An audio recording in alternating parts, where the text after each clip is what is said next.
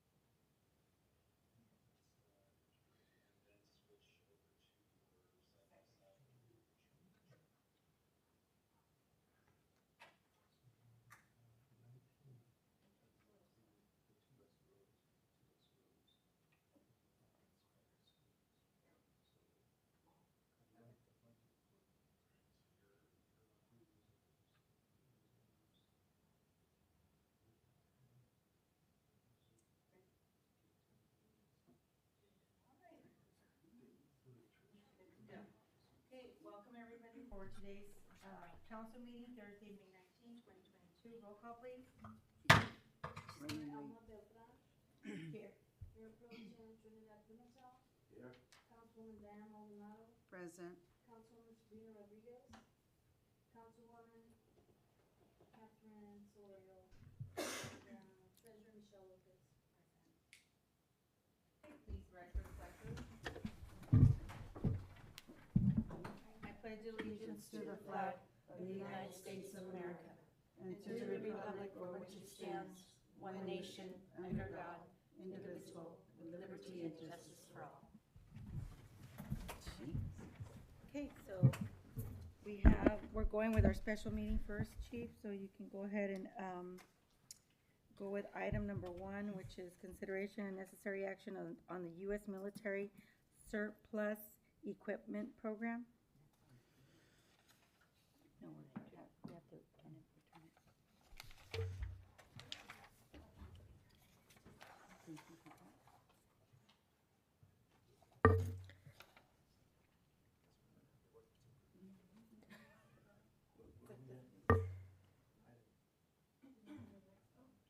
What was that? Okay. Sorry? I think we're going to,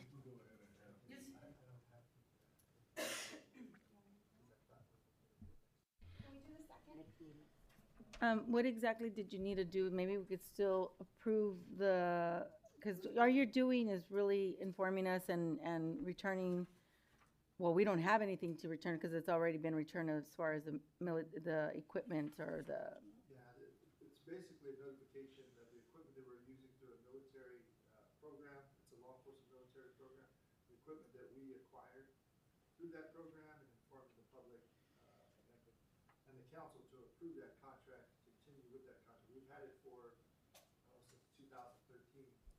But there's an ordinance that Needs Bill's to- going to be working on that has to be established. so then this one will just do an informational? Right now, you've got on this special agenda approval of the agreement with the United States military, which doesn't cost you anything, by the way, just you pay for the shipping and handling Correct. of the stuff. It's surplus.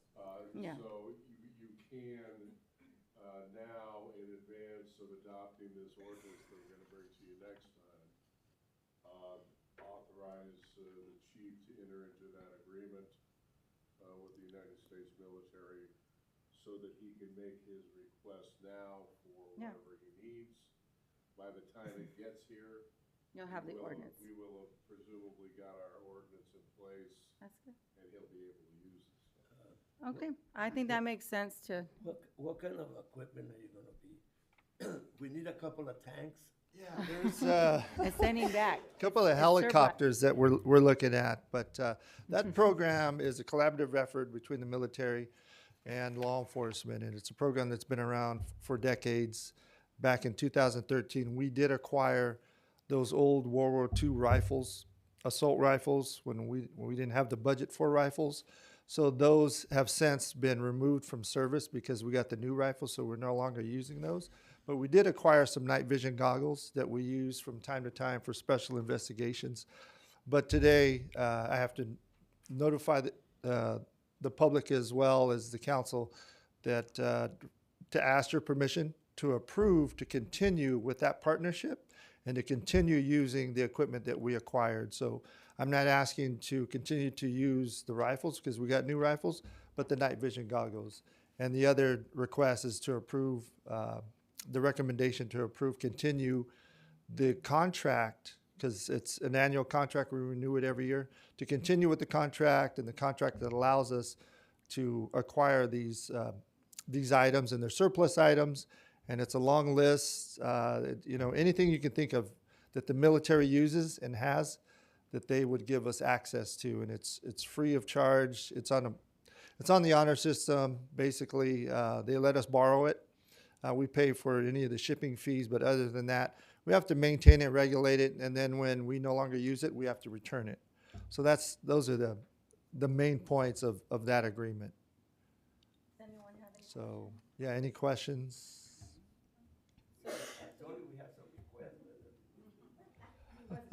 So going forward, we are looking forward to acquiring some drones to help us out with patrol. And as far as they give us that aerial view of crime scenes and stuff like that, we take snapshots. It's all technology, new technology.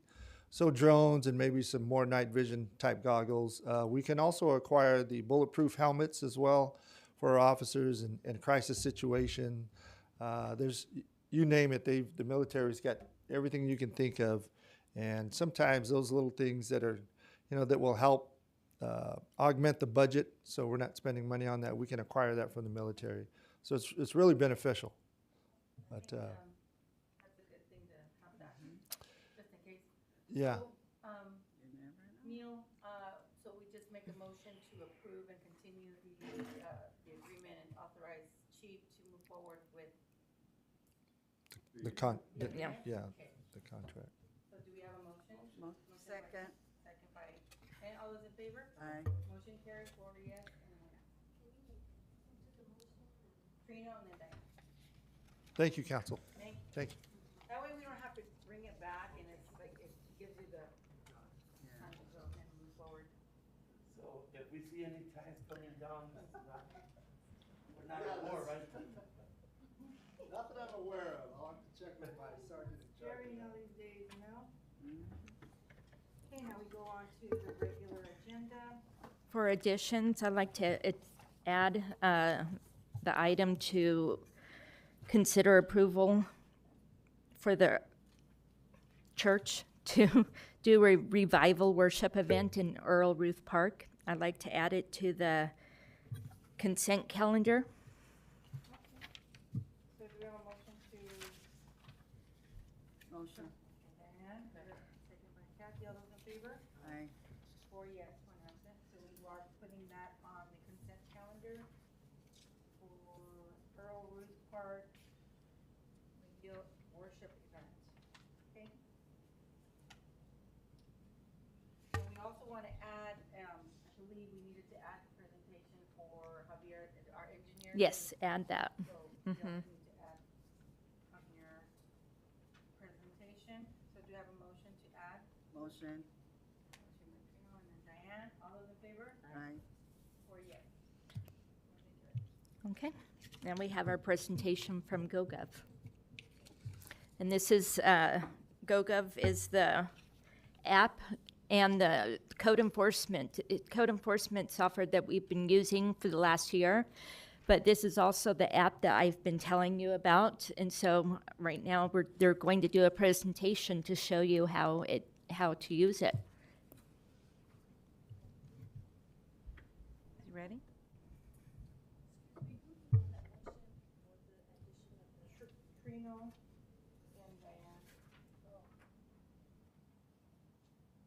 So the app is called Parlier Connect.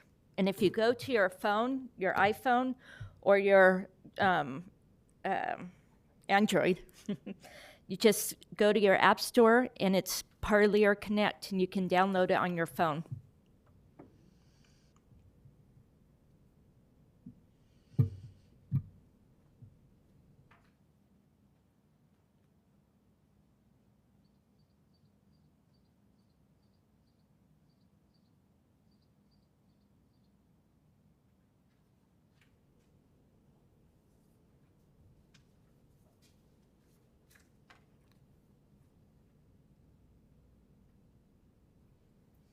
Do you have sound?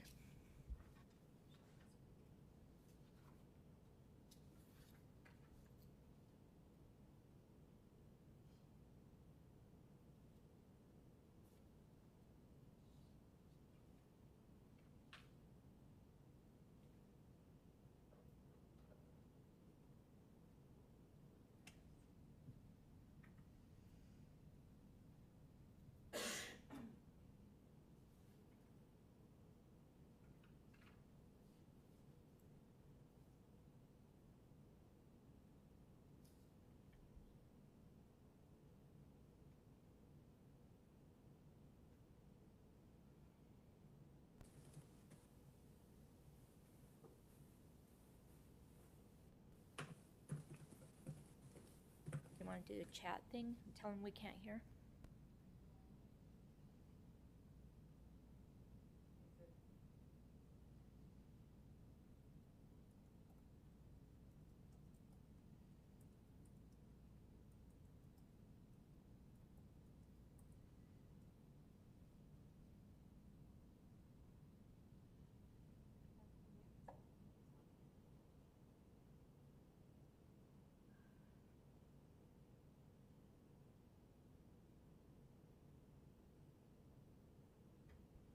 Neil, question for you.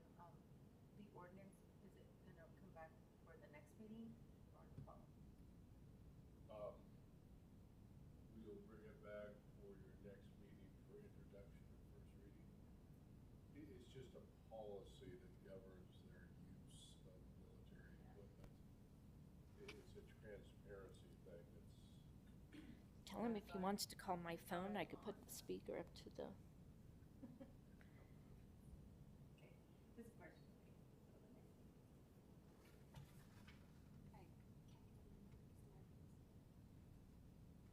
Oh, everyone has my number anyway.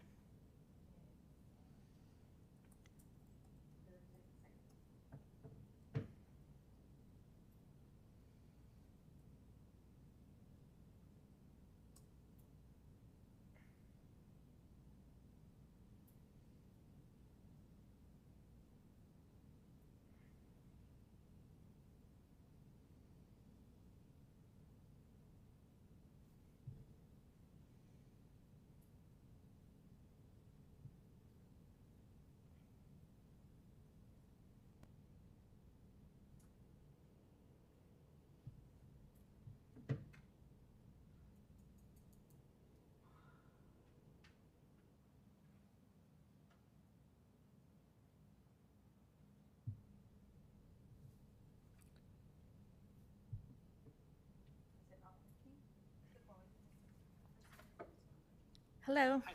Hi. Okay. For some reason we can't hear you, but you can go ahead and speak through here. Okay. All right, ready to go for me? Yep, go ahead. All right, awesome. Hi, Council. Thank you, everyone, for allowing us to join the meeting today.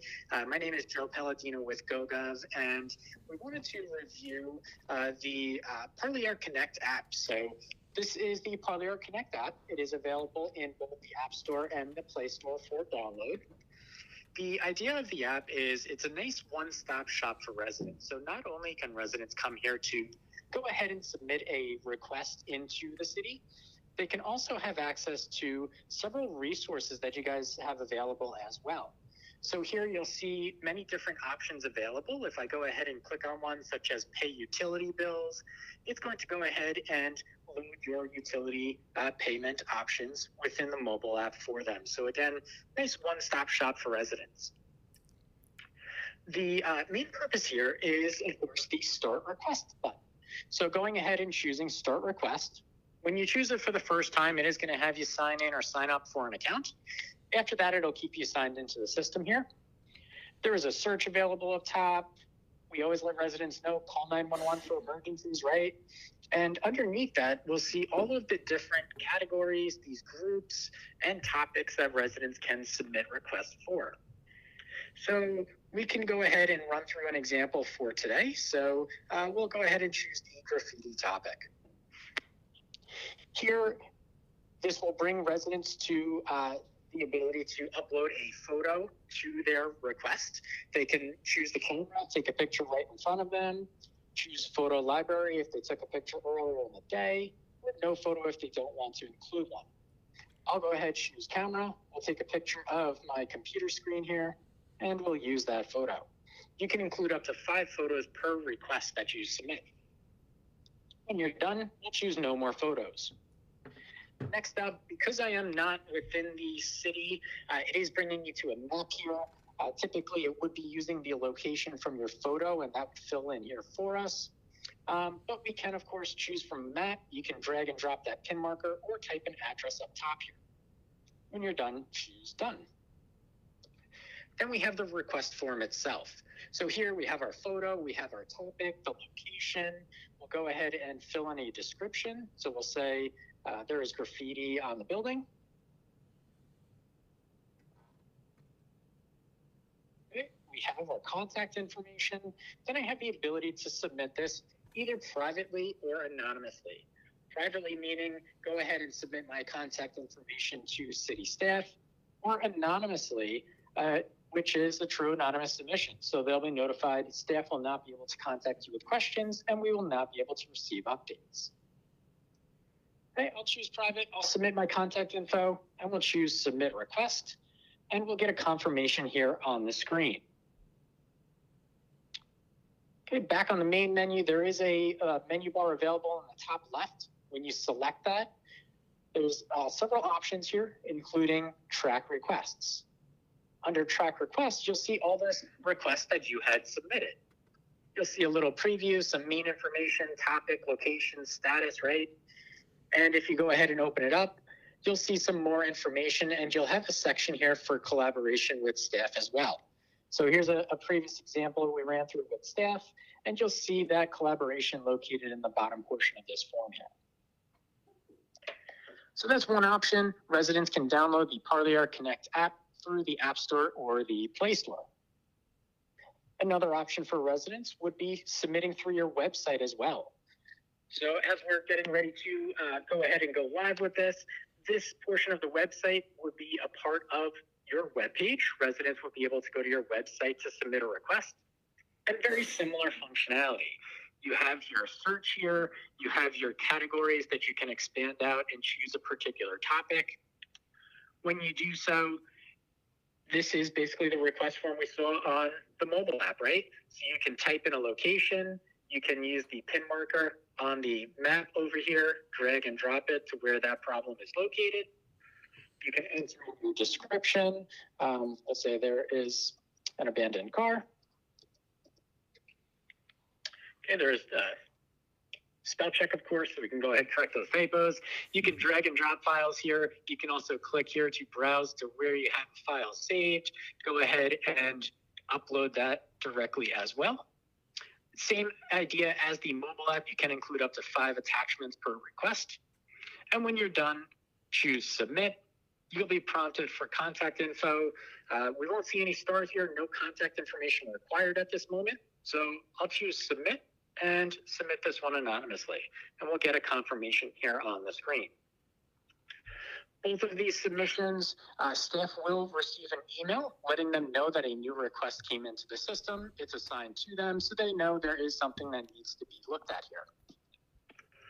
And that's the main idea here for residents, giving them a couple different avenues to go ahead and submit service requests. Any questions for me on the app or the website here? Council? Any questions? I was looking at it on my phone. I was looking on it on my phone, and it's actually good. You can check council, and I think, you know what, we need to update a lot of our own information on there. So I think, we need to update our website. yeah, I was looking through it, and it's good. The app is very easy to utilize. It's not something that's going to be hard to figure out. Just I think our information on our side needs a little bit more work, but I actually like it. So I don't have any other questions. Anybody else? Or comments? Anybody else? No? Yeah. Yeah. Yes. Yeah, it's very, it's easy to, yes, it is. And there's a lot of us out there that may have those technical difficulties. I know I'm one of them sometimes. And I can't see, and I'm like, oh my God, I can't see. But that's my deal, not the app. Go ahead. How long is the turnaround for like a response or something? Like, let's say I'm getting, we've had a lot of fires back there where I live, and there's homeless people back there, and I've tried to contact people and to let them know and everything. So what's the turnaround time when you do it this way? I think that it goes directly to each department, so you don't have to go through the receptionist and then have them transfer you to their extension. It Goes straight to code enforcement. Yeah, and they'll So- receive an email automatically, so it's immediately. So if our code enforcement officer is working on something, I'm sure he'll notify you. I received your So there would be a response. yeah. So this is something new that we're working on. We didn't have it before. They were working on all this stuff, but I don't see how it wouldn't. The turnaround should be a lot quicker than what it was before. I don't know. Anybody else? So this is more for code enforcement? Anything. And that's why it has For public works, code enforcement, the police whatever- department, Whatever yeah. issue is out there, then. animal control. And I even had utilities. If you want to pay your Yeah, utility bill utilities. online. If you need to contact, This is for any kind of question dealing with city business. Is this where you said you go to Parlier? this app that I have on my phone. Yes. Mm-hmm. I'll show you right now. It's very, very. We're See, on technology. I know we'll get used to it though. It's very easy. You can go on to I can't see that's why. The city website. You can go to the city council and look at the events that we have too for events calendar, newsletter, job opportunities.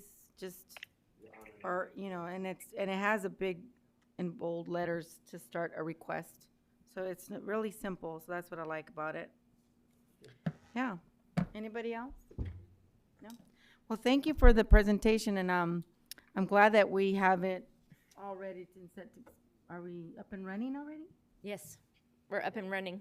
Okay, great. So thank you for the presentation.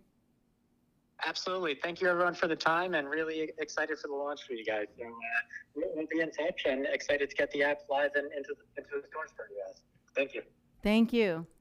All right. All right, thanks. Bye-bye. Thanks. Okay, so now we move on to, shouldn't have turned the page. Javier, we're gonna have your presentation. It's an update on all our projects. I know a lot of people are concerned about traffic. I hear that a lot.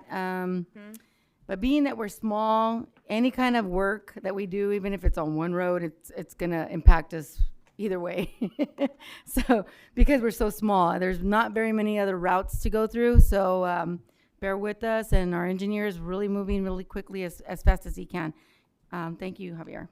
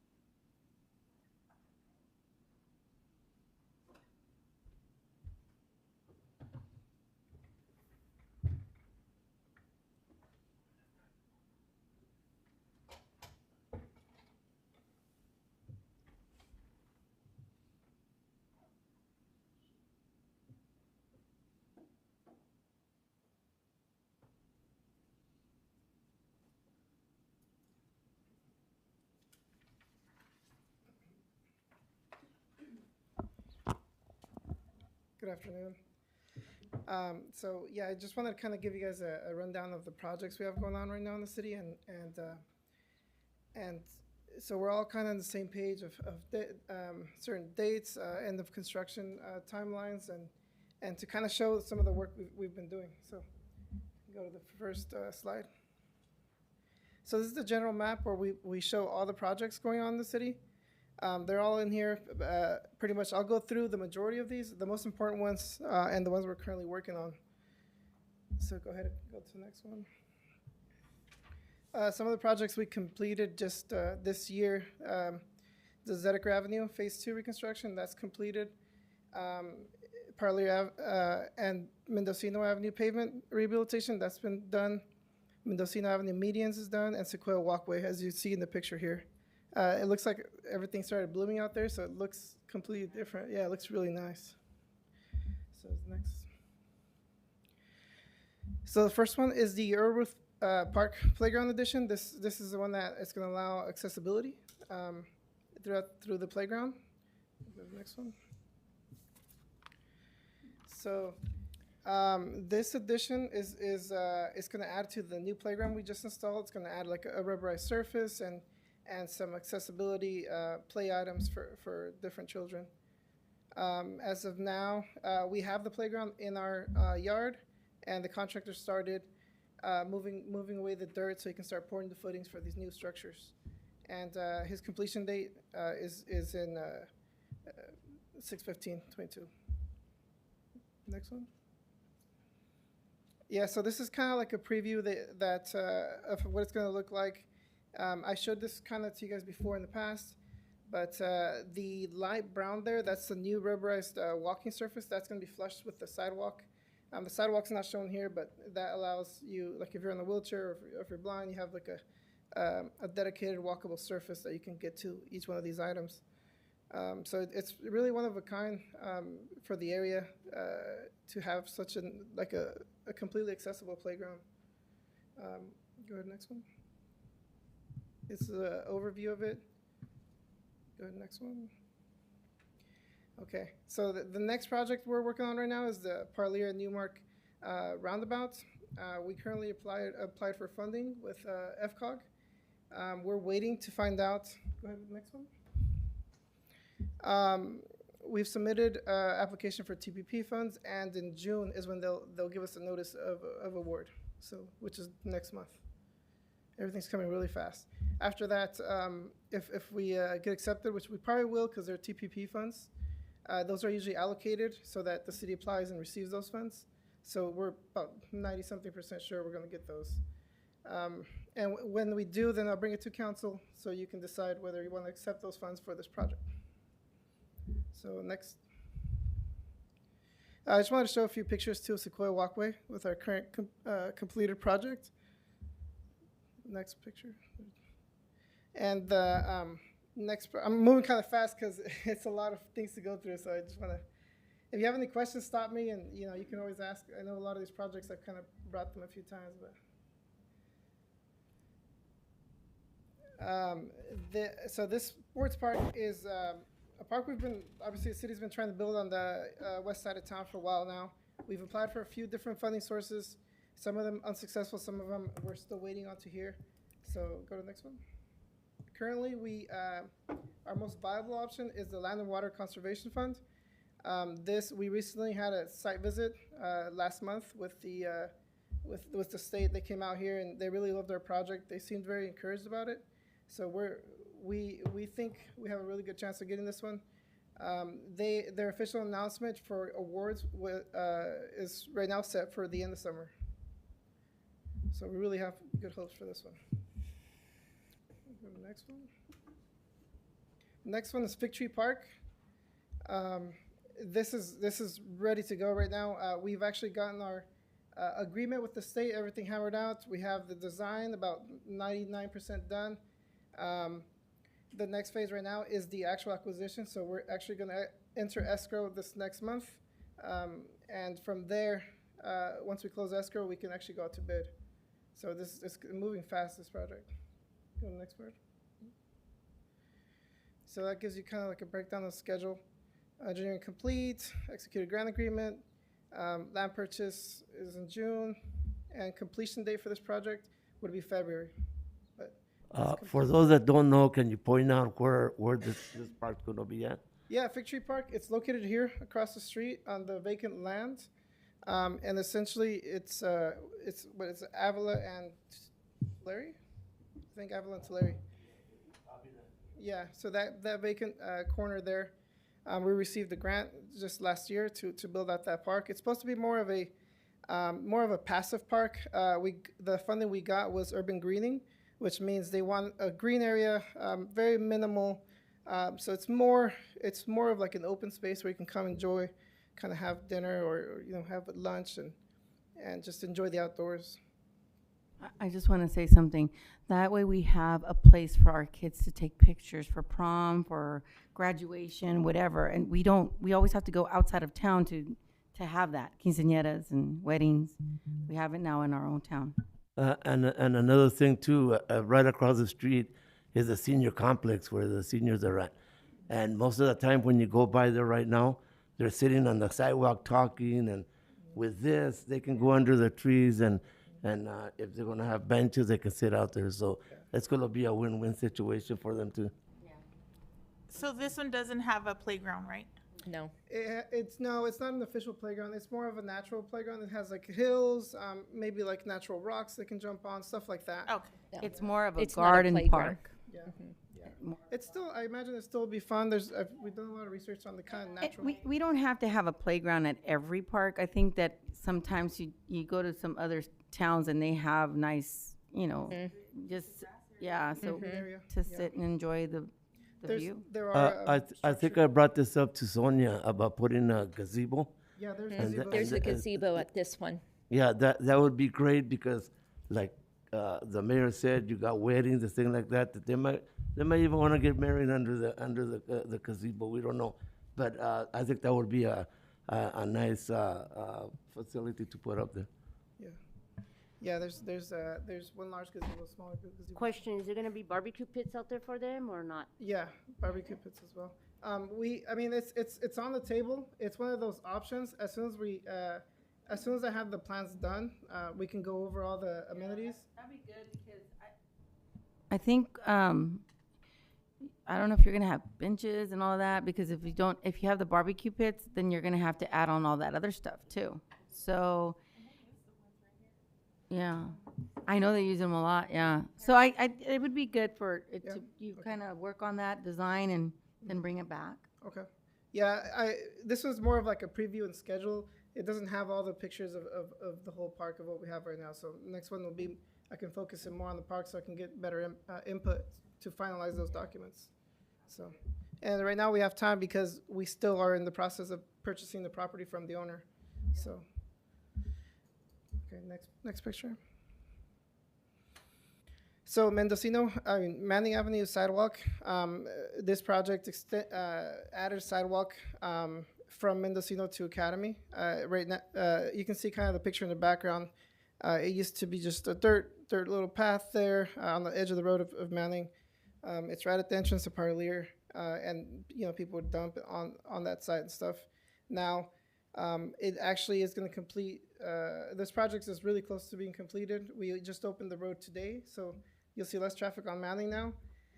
Thank you guys for hanging in there. I know we got a lot of complaints, but it's just a little bit of headaches to have something nice forever. That sidewalk will be there forever, and it was dirt for so long. So, one thing I can add, and I'm glad that being part of the Measure C committee now, with Fresno Cog, we're actually we talked about it as far as the allocations for Parlier to get it to widen the road for Academy, and that's going to even help us with more growth, to have more businesses interested in going to Academy now.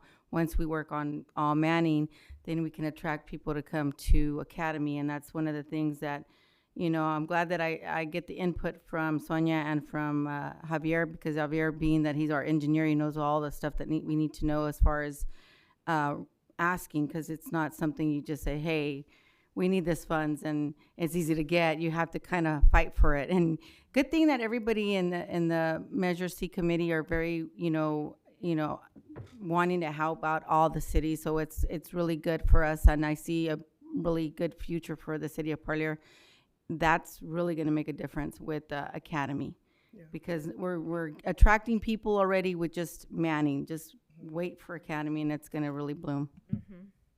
Yeah, Academy is a big corridor connecting three cities in the Central Valley.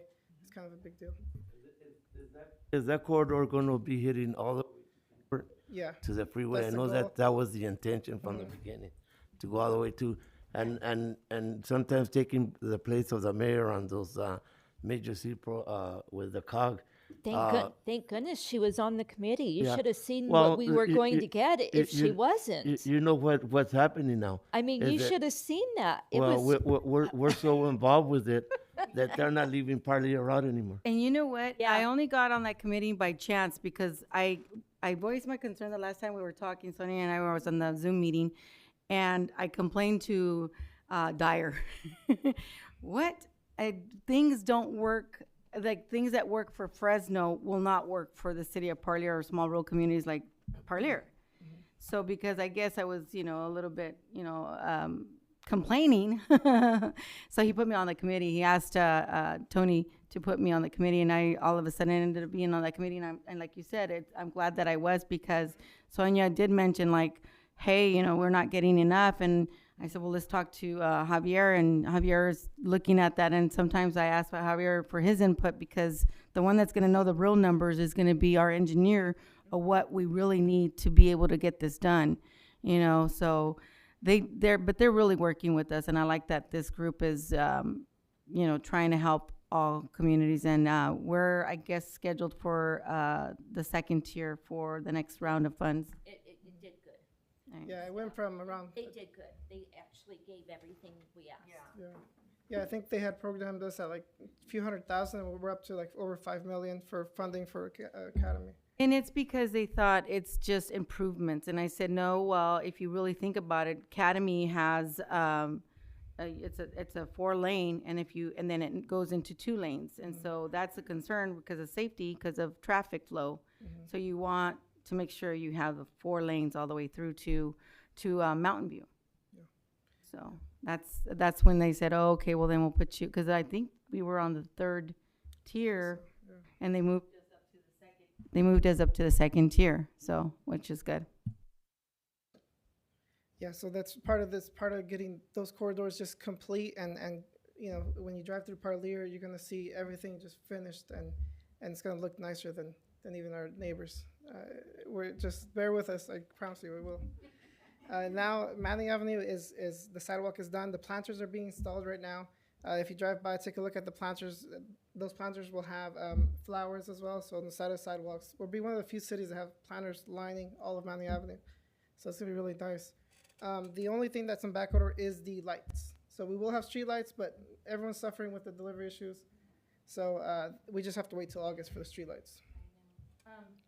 You don't have any designs on, like, how it's gonna look for Manning after it's done, the median is done, and the improvements that you're working on? And I would like to see something Yeah, I can bring something. the next time, so we can have a better idea, because I know that you do your plans, and sometimes I'm like, Yeah, sometimes just because engineering it's and- engineering plans, and I'm like, I'm not the engineer to be able to. I like the generic, like the ones that you Yeah, usually, the basic 3D ones, yeah. 3D models. Yes. It's showing exactly what's going to be built. Yeah. Yeah. And we'll That- see some coming up too. Okay. But I will bring some more. Next slide. So this is right now. So this is right before they open the cones. Right now, those cones are gone, and that what you see right there, that dirt on the floor, that's to fill that planter there. That's a square planter box that's going to have flowers lining all of the sidewalk as well. And then the only thing left, like I said, is the street lights. And this is the same location where you saw on the previous slide, where the couches and stuff were on that dirt area. So it's a big difference. And having sidewalk, it really discourages people from dumping, because you get caught a lot easier. There's nowhere to hide, instead of like bushes or something they can hide it in. Next slide. Next project is the downtown revitalization project. So this is a current photo of the construction. I'm sure a lot of people have seen it. there's been some concerns that it was probably one way, but it's not going to be a one-way traffic. It'll be two-way traffic. It's just like normal. Yeah, I know. I kept getting, Yeah. are you sure they're gonna fit the cars? I'm like, I don't think the engineers are just gonna say, I think it's gonna fit. It fits. It's just in Parlier we have very, very wide roads, and what happens is you get drag racers because you feel that it's very safe for you to travel very fast. So like it's science right now that the wider the lane, the faster people want to travel.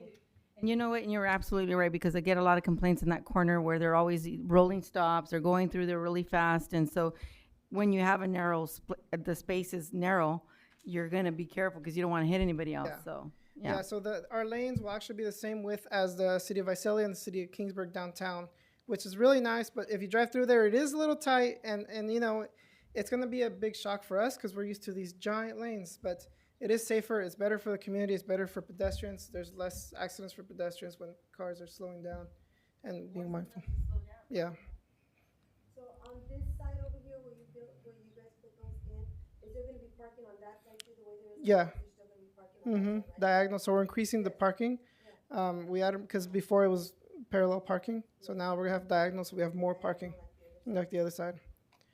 And the lanes are, like I said, the lanes are smaller, but they're legal lanes, and they're doable. You just slow down a little bit, and you'll be fine. And it's gonna be beautiful. Like that planter there is gonna have a tree in it. So it's gonna have pavers. It'll have vegetation lining the whole downtown. I have some models. We can keep going to the next slide. So part of the downtown that I wanted to show you guys here is part of it. When you're building something, you want to really look at what you're building on top of. And one of the things we found during construction is we found leaking valves.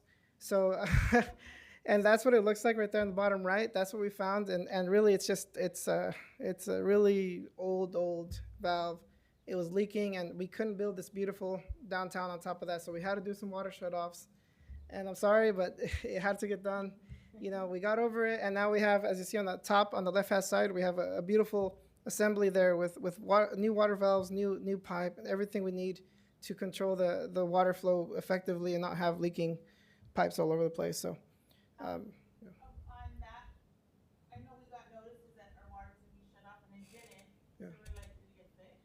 yeah. Did it turn off? I said, well, I guess it's a good text on him, like, did it get fixed? She said, yeah. I go, okay, well, I guess it was good because we didn't get our water shut off. yeah, and somebody called me and I said, usually when they give you those notices, it's just to let you know in case you get, because they think like, well, it's supposed to be off from 7 to 3. I think you had one out there, and I'm like, yeah, that's what everybody was doing. I said that doesn't mean nothing's happened, because they thought that because it hadn't been shut off that it was going to go past the 3 o'clock, and I said no, it's just to let you know, just During in that case. time frame, it's possible. Impossible might be Yeah, it may prepared, happen. so people don't think that they got shut off by the city. Yeah, and our public works guys, what they do is they try to isolate that region, and sometimes it's hard because these old valves won't even close. So then you have to go to the next valve and close that one, so more people are affected. So you don't know until you start closing them. But now we have a system, and it's at the end of here, but we're mapping out all the valves, checking out which ones work. We're going to start replacing them, start fixing everything, so that if we ever do have something like this leak, you shut down less people because the valves are all working. So it's every block has a valve. If that block isn't working, you have to shut down 2 blocks now. So, yeah, we're getting there. We're definitely getting there. So J Street opens 5/27, and I Street's opening tomorrow. So I know it's been a hassle, but they poured the crosswalk there. So that crosswalk is that was a holdup. And at first, I didn't realize that it was, and I called you because I was like, oh, it's just everybody has to go a different route. But again, because we're a small little community, there's not very many other routes. And then you're sending them to the route where it's already congested.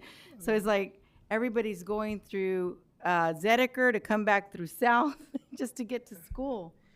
I saw that it was really bad. But, when I get the calls, I just say, it's part of that process. We have to go through this in order for us to fix things. I mean, there's no way to fix that without having to go through this. Right. There's a little bit of growing pains, and I appreciate you guys being patient because it is a little painful when you're doing something, when you're doing anything at this scale. it affects a lot of people, and it is going to be beautiful and great and amazing for the community, but it is a little bit harder during the during the construction. Yeah. I got a call from somebody who lives on Progressive saying, hey, they turned off the water again. How did my water turn? I called him, I'm like, hey, what happened? He's like, no, we didn't do nothing. But they were blaming it on that. Yeah. So go ahead. So we're scheduled for completion on November of this year to December. So go next slide. That's a closer look at the new water valves we installed. Next slide. This is the crosswalk, the famous crosswalk that closed the road. It kind of had to get poured. You know, you pour it, you leave the concrete for 5 days to cure, and then you open it up. That's today. So just in and out as fast as you can. Next. I want to thank you for coming up with these plans because, you know, we're not used to seeing stuff like that. And I like the design you came up for that particular area because there was a lot of accidents and there was always these concerns and these complaints. And the way you figured out that would work, I like that it not only fixed the problem, but it also beautified that area. So thank you for always looking into ways to also beautify an area, not just fix the problem. And Thank you. still keep the parades. Yeah, no, yeah. I mean, because if this is what I say when it's the parades, if two vehicles can go through Then you can a have road, a parade. there's no way that there's no parade that can go through there. Yeah. Because unless it's only for one vehicle, then you're going to have a really tight area. But if If two two- vehicles can go through there, then a parade. there's always going to be room for a parade. It's just for us visualizing it, we don't see it, but when it happens, they'll see that it's not impossible. Yeah, and I have some 3D models too coming up. So the next slide. Like everything's to scale on these models. This is an actual look into Beautiful. what it's going to be. Yeah. So. Can you guys imagine seeing that downtown? So next slide. Yeah, so we have a lot of benches, a lot of trash cans, a lot of planters, pavers. These are all pretty much hand-installed pavers. They're not stamped concrete. They're a lot harder, but they're a lot more beautiful and timeless. Next. I'm so glad that you're doing that because I keep talking, but it's because I'm excited for downtown. You know, always knowing that, you know, people will talk about our community because of the appearance or how it looked, and heard people make comments, little Tijuana or, you know, little Mexico, and just always criticizing us. And now that we have something that's really nice and now what are they going to say? They can't say any of that stuff. Now they're going to say, wow, Parlier is really, you know, a nice community. And that's why I'm so thankful for you being part of this team because we've been trying to get this going for a long time until you came in. You made this possible. Thank you. I love my job, so this is stuff I look forward to every day. Next one.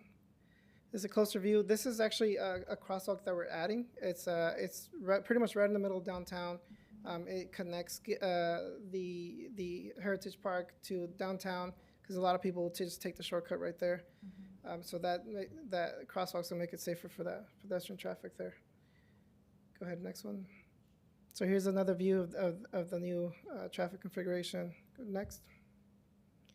Here's a view of the lanes. You see, you can even see the car there. So he fits, you know, and this is to scale.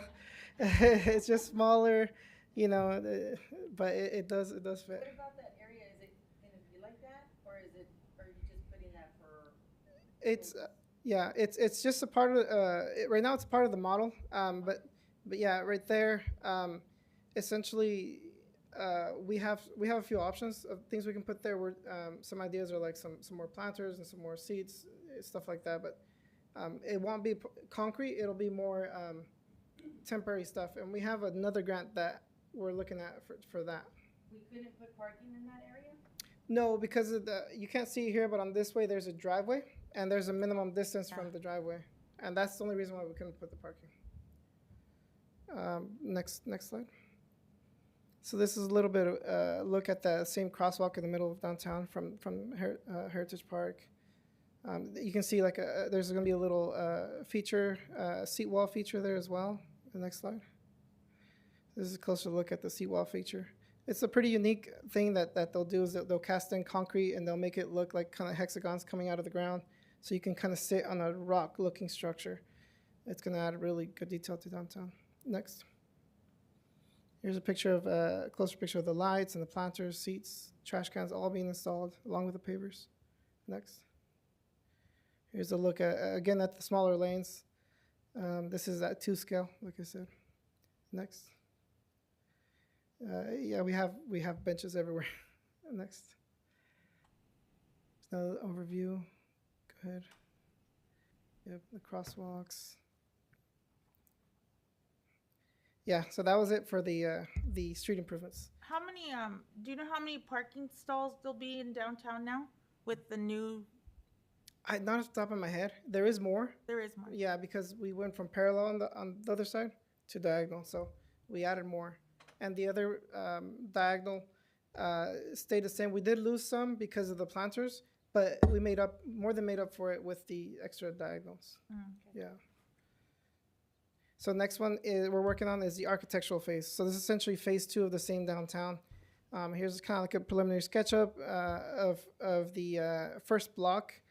So the second phase will include the first block of downtown essentially. Go ahead to the next one. Here's like a small rendition of what we have so far. You know, the biggest thing is Sonia's been working with the owners, getting their input. They're going to have a few changes here. You know, they want to see some, you know, a little bit of personalization in their buildings, but the majority of them have been really okay with our. Oh, yeah, right? they've been okay with it. Is there a letter that you sent to the owners or? Mm-hmm. I've been working with them, and they've been signing off on the document that Neil drew up. Oh, okay. So there is a formal letter that was given to them. Legally, you can't do anything on them without having their permission, so you have to have some kind of documentation that supports that. And the way the schedule goes is these can't start until the downtown is complete for the street improvements. Yeah. So we have some time to get everything in place. You know, maybe the ends of October, November, where we can actually start looking at construction. So we have some time to get all the signatures we need. I've gotten a couple. I've gotten 3. So is every business downtown gonna be, its own separate, like we here, or is it all gonna be painted the same color? Or each business is gonna have its own look? Yeah, each one right now, the architect is designing each building to have their own unique look, but they're all tiered towards like the Western style. And right now is what's happening is there'll be changes. So this may not be the finished look because, like I said, the owners might have an input, you know, and once we finalize everything. But yeah, they'll all be different. Are there gonna be loud colors or? No. Are you gonna have neutral colors? Or? They're not going to be loud. No? It's supposed to be. The colors were already picked, but What I color don't is that? Sonia and the owners of the property, they gave them a selection of colors and they could only pick from that selection. So the one that actually can pick the colors is the owner of the property. Yeah, we try to give them options that are not too crazy, you know, like a pink or something. Limit their options, but. Yeah, and the one, and actually the one that could actually be the one to choose what they want on their property is the owner. So you go ahead, next one. Okay, so next one is the urban flooding project. So this one, if you remember, we got the grant just recently executed from the state. We have about, I think, $2 million to solve the flooding issue off of K Street. And so, go ahead, go to the next slide. What we're doing, we got the grant executed barely in November, and it takes a little bit of process to get everything signed. But right now we're at 40% environmental and engineering, and we're going in construction in October. So we're trying to beat the rains for this year. So it should be the storm drain system. We expect it to be about a month of construction, 3 weeks to a month. So by the end of October, we expect to be done with this project.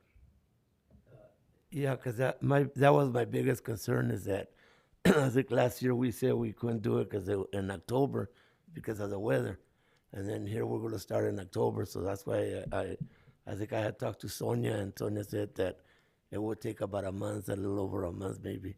So I think it'll work, huh? Yeah. That's on the agenda for approval. We have to do the public hearing, so that's Yeah. why. Yeah, so right now it's just purely engineering because I need to come up with a design, numbers, real values, so you guys can look at the solution and approve that and award that essentially to the contractor.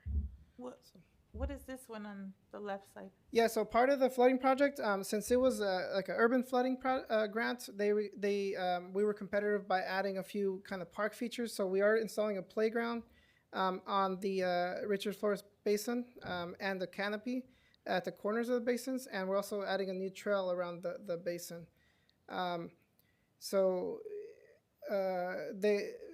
As of now, we're not deep in it because we got a lot of input from the council and from citizens that they didn't want to deepen in this basin. So the design that we're working on right now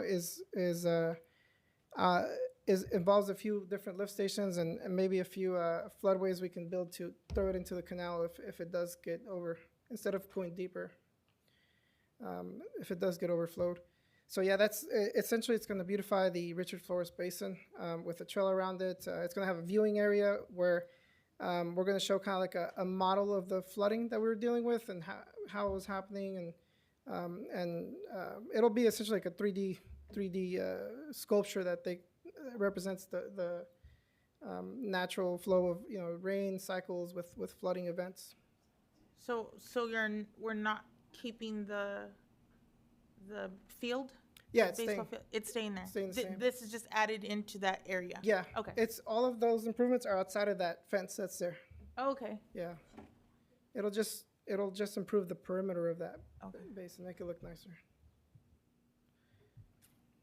And that's pretty much that's a part of the same flooding project because that water all travels to Richard Flores Basin. Mm-hmm. So it's kind of all the same project. That's what we got funding for. Okay, next one. And the next one is the roads. So this summer, we're also going to start doing some road rehab.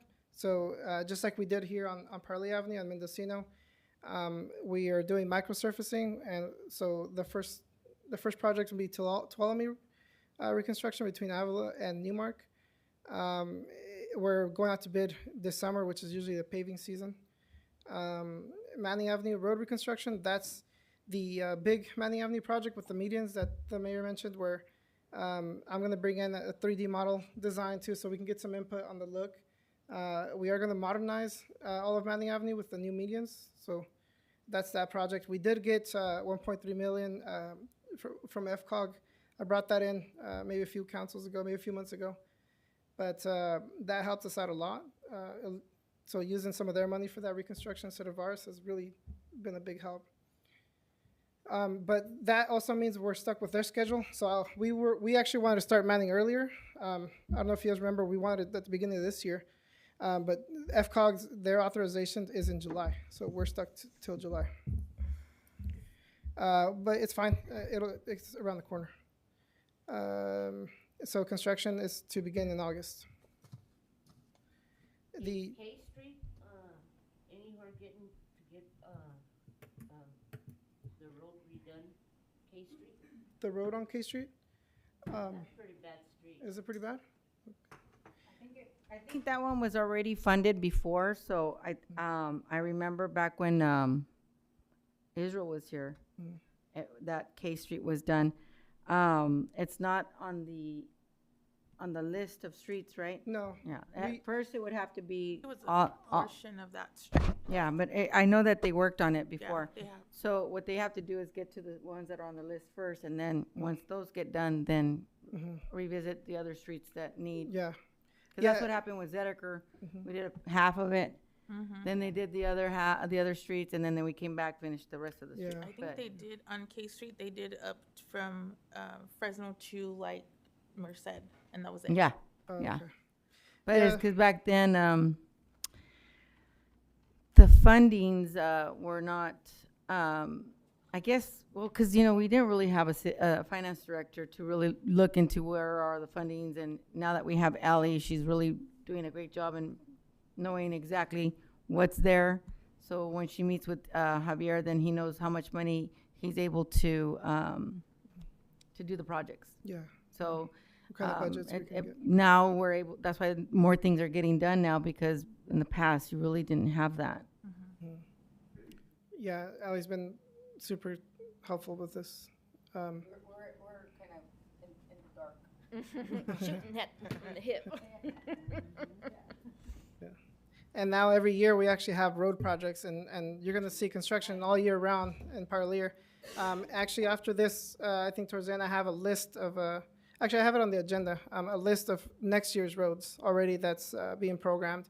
And as part of SB1, we can keep programming those every year because they keep giving us funding. They actually require us to submit that, so it's actually very good. So these are the ones that are getting done this year, and then on the agenda I have the ones that are going to be for next year. And then I can look at K Street for the year after that. Scheduling. or And sometimes- I think yeah. everybody needs to know now that it's not, they're not going to get forgotten, No, they're not going to get every year. we're done. gonna do But those. now that it's moving along, everybody's roads are going to get fixed. Just, it's going to take some time because you can't be everywhere at one place, you know, at one time. So the projects on the alleys, is that a halt now, or are you gonna proceed with the alleys? That's a different funding source. So that is the same funding. Yeah, that's CMAQ. That's the same one we were applying for Manning Avenue. So this coming year, we're doing Manning Avenue. Well, this year, we're doing Manning Avenue instead of the alleys.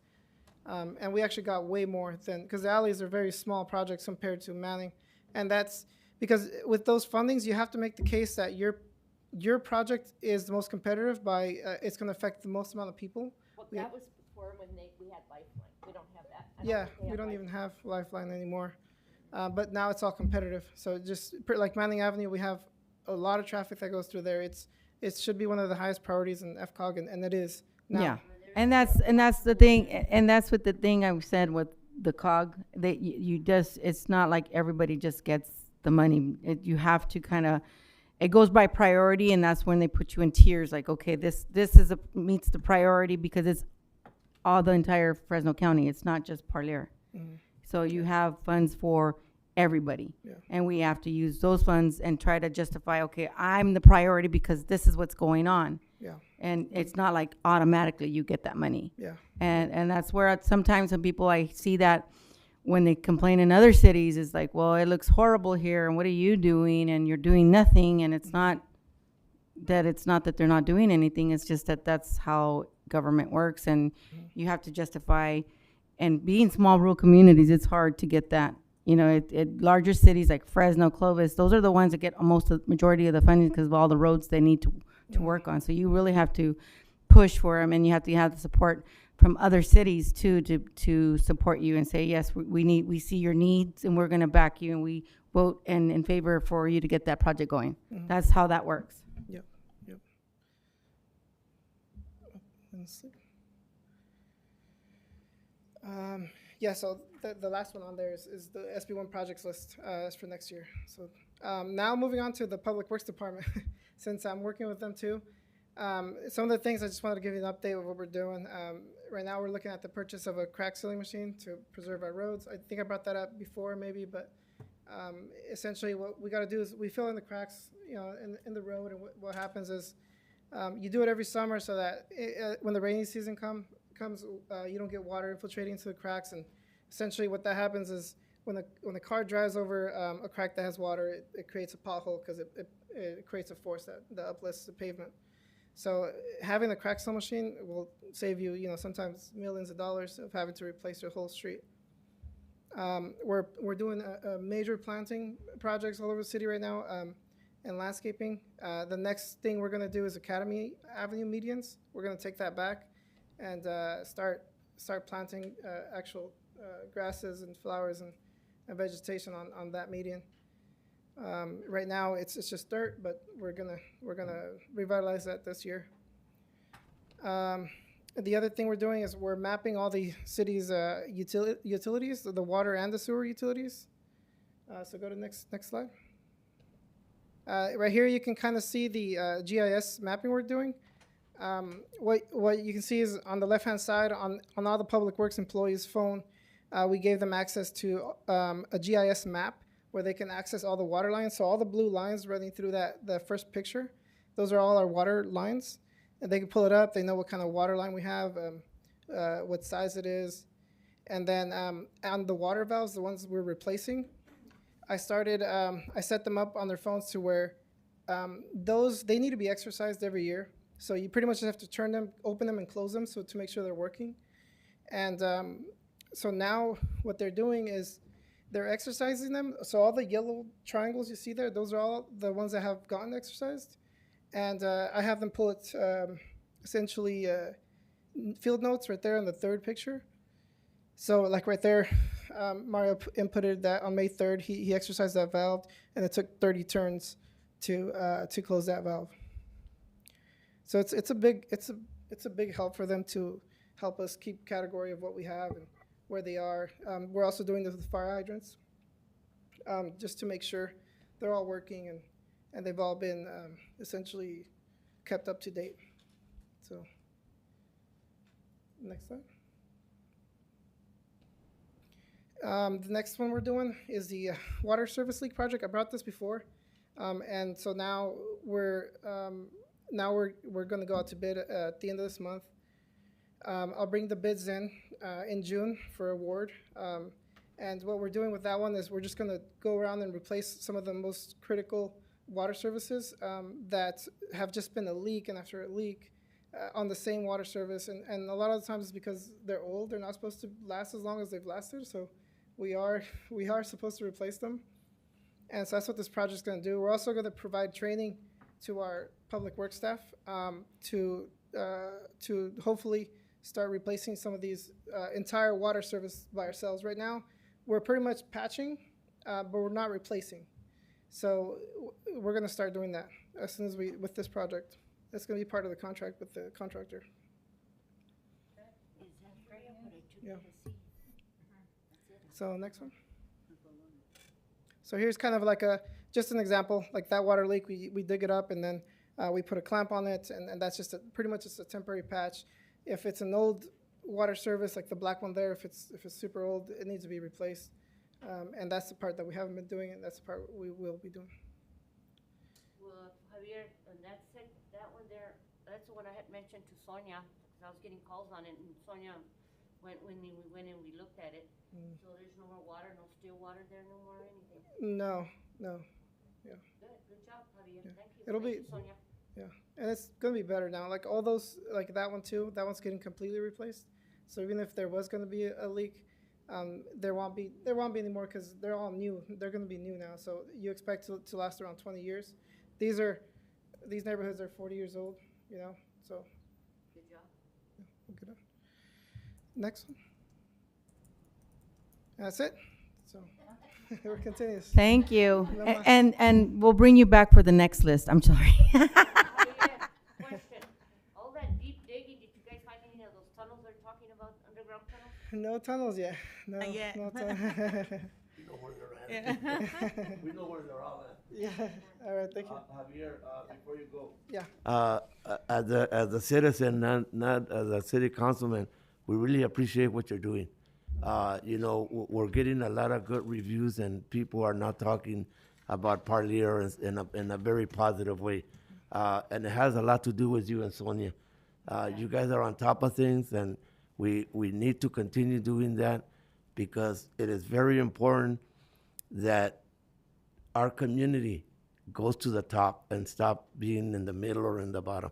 We need to go to the top, and you guys are leading us there. Yeah. And and I'm gonna have to say one thing too. This council has a lot to do with it because we're constantly asking questions, and I know sometimes you go like, oh, here comes Pimentel again. 100% agree.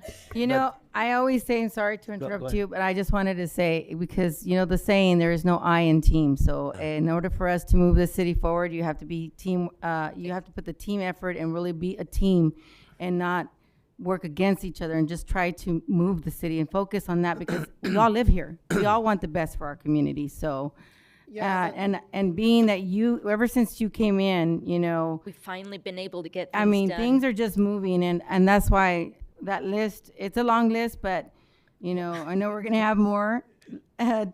but, we're not trying to push you too hard, a little bit, but not too hard. Javier, that's what Sonia needed, somebody like you to go continue more forward. yeah, yeah. Mm-hmm. Thank you both very much. No, thank you guys. It's exciting. Yeah, Okay, it's so we exciting that just real quick, like I've worked with other cities and just to see it, the whole council, I bring a project and, you know, a lot of times you guys are always vote yes. And, you know, that hardly ever happens. And a lot of cities, they'll just say no, or the entire project will just get shot down. So it's, with that support, I mean, that's really what gets us going. So that's, Well, this goes for you and Sonia.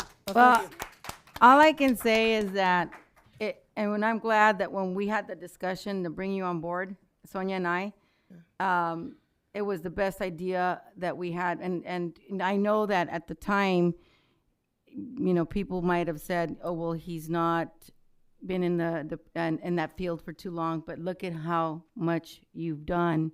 And that speaks volumes of you. And so I'm glad that when we Absolutely. had that discussion, Sonia and I, about it, that we move forward and we have you here, because look at all the growth that he's brought to this city. Well, the key here is what you said. You love your job.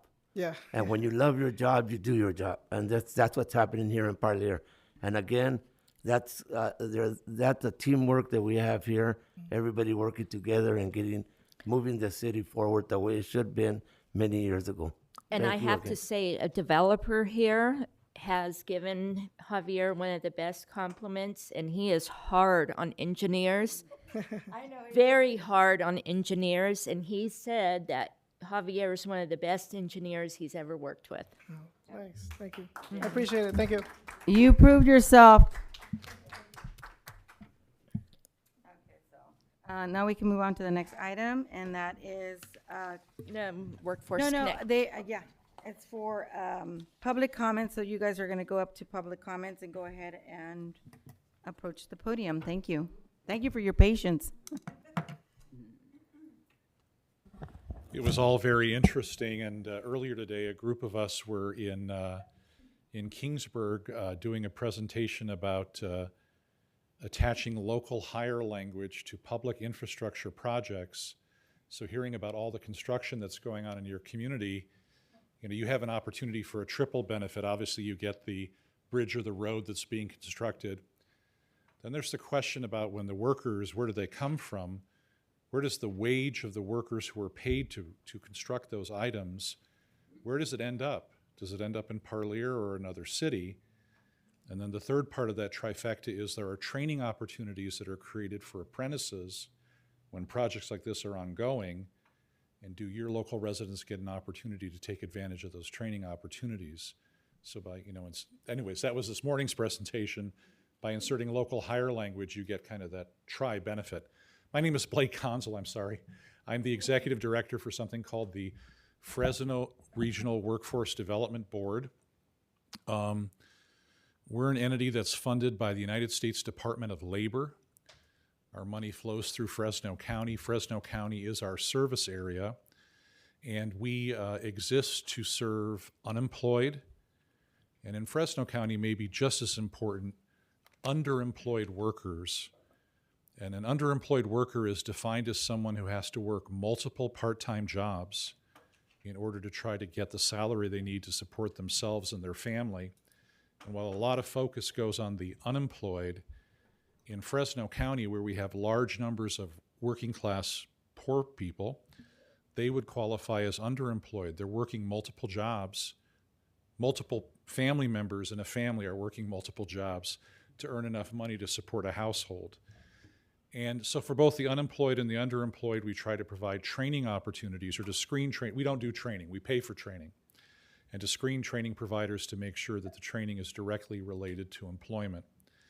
The reason we're here today, I have staff with a Parlier connection. For years, we've had a service center in Reedley. We were in Reedley because the Fresno County Department of Public Social Service had a huge office there, and we initially co-located with them.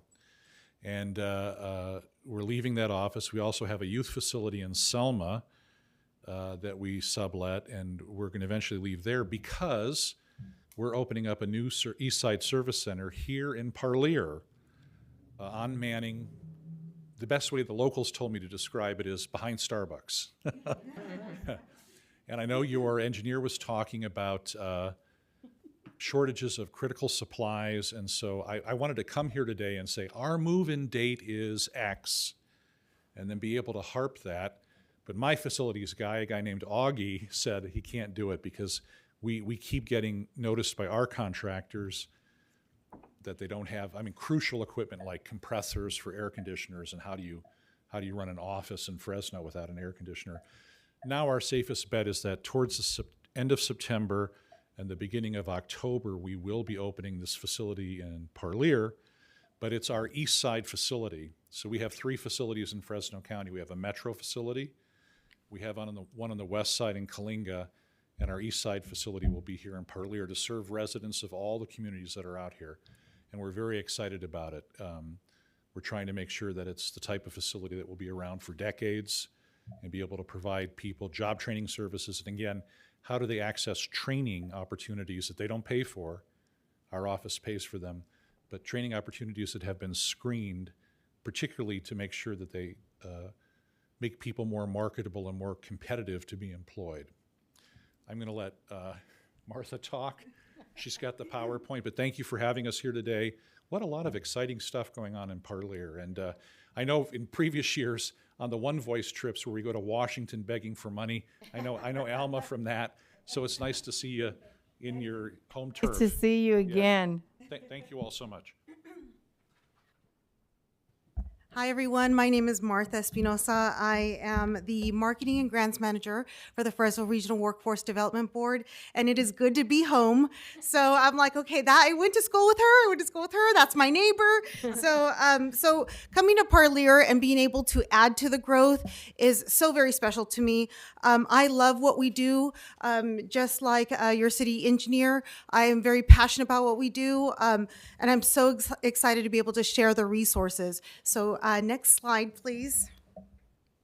So workforce connection, who do we serve? We actually serve 2 very different populations. So we have our young adult services, and we serve ages 14 to 24, in-school youth and out-of-school youth. And we have Maria Aguilar here. She is our young adult service provider. Currently, like Blake said, we are out of Selma, but we're excited to be coming here to Parlier. And then we also have our dislocated worker, which means someone who, in general, someone who has been laid off or unemployed within 1 year. And then we have our general adults, and those are people that have been long-term unemployed or have been unemployed for over a year. And so those are ages 18 and over. And so we're excited to be able to serve both populations out of here in Parlier. And again, just to emphasize Blake's point, we'll be serving all of this east side area out of Parlier, so that's very exciting. Next slide. So what do we do? So we serve these 2 different groups. If you're not very familiar with our services, the first thing we do is career exploration. So we want to make certain that we are working with folks to find out, what do you want to do? What are you passionate about? So we give them some guidance and support. People that enroll in our services will be connected with an employment readiness specialist or a case manager. They're going to help them find a career that really matches and suits their interest. In addition to that, we're going to provide them with job readiness workshops. What that means is we're going to provide them with soft skills, and that's something that we got firsthand from a lot of businesses is, we have a lot of folks that are going on the job, but they don't know they don't have the skill set to be able to do the job effectively. So even some soft skills like just being on time, right? Showing up every day, not being on your cell phone during work hours, things like that. That some of us do get, that training from home or from school, but for a lot of people, they lack those soft skills. In addition to that, we help with resume development. So we're going to help folks complete a resume that is tailored to their industry. In addition to that, we do help with interview skills. So we want people to make certain that once you do get that opportunity, that you're going to take full advantage of that opportunity and know how to interview really well to land that job. So that's good. And then we also offer supportive services. And I think this is probably one of the things that really stand out about us is we're going to look at what that person needs. So if they need some supplies, for example, clothing for an interview or transportation to and from their appointments, or if they go into training to and from their training, we're going to provide that wraparound services because we want to make certain that they are getting all the support that they need to be successful. The second thing that we offer is vocational training, and we have a list of over 120 different programs that we can pay for, and I'm going to provide this as a handout to you guys as well.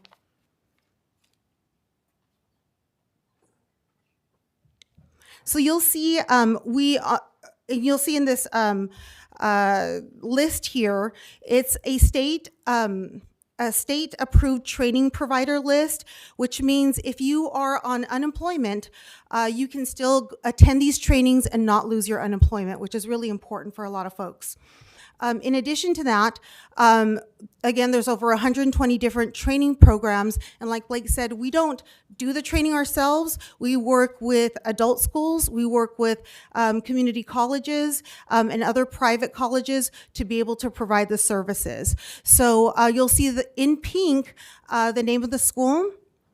You'll see the programs listed underneath. And then you'll see the cost. And I think that's really important, is that people understand the value of what we're bringing. Some of these programs are upwards of $15,000. So that means if somebody attends this program and comes through us, that they're leaving that program and graduating debt-free. And I think that's really important. I'm still paying on my student loans. So this list has so many different industries. It has healthcare, it has construction, it has forestry. There's so many different career options to choose from, and this is what's most exciting about being able to offer these programs and this support to the folks in Parlier directly, but also to the surrounding areas. So they have to be, there is an income qualification, and it does vary because like Blake said, you can be underemployed. So you're just making under a certain amount of a poverty level. But Maria and her team. You know what, for the young adult services, the people that live in Parlier, they would qualify just because of the location where they live.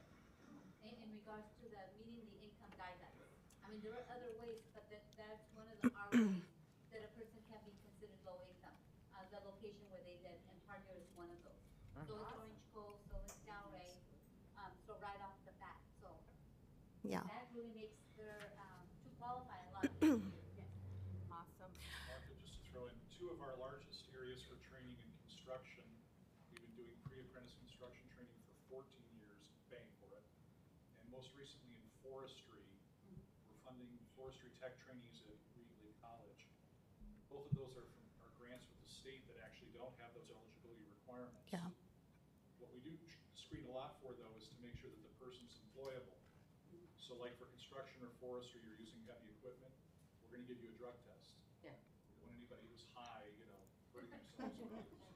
Things like that are focused on employability. So if someone's interested, we'll find a way to pay for it. No, that's great. Those are great programs that we want to emphasize. And I would say eligibility, don't count yourself out. I would say come to us, let us work it out because like Maria had stated, there's many different ways that we can find a way to see if you're qualified. Because it could be, you're recently unemployed.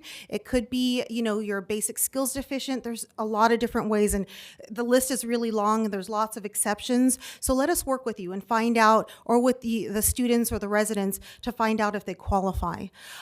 So if we did have an individual that took advantage of one of these exceptional training programs, when we pay for training, we pay for 100% tuition, we pay for books, and we pay for all required supplies.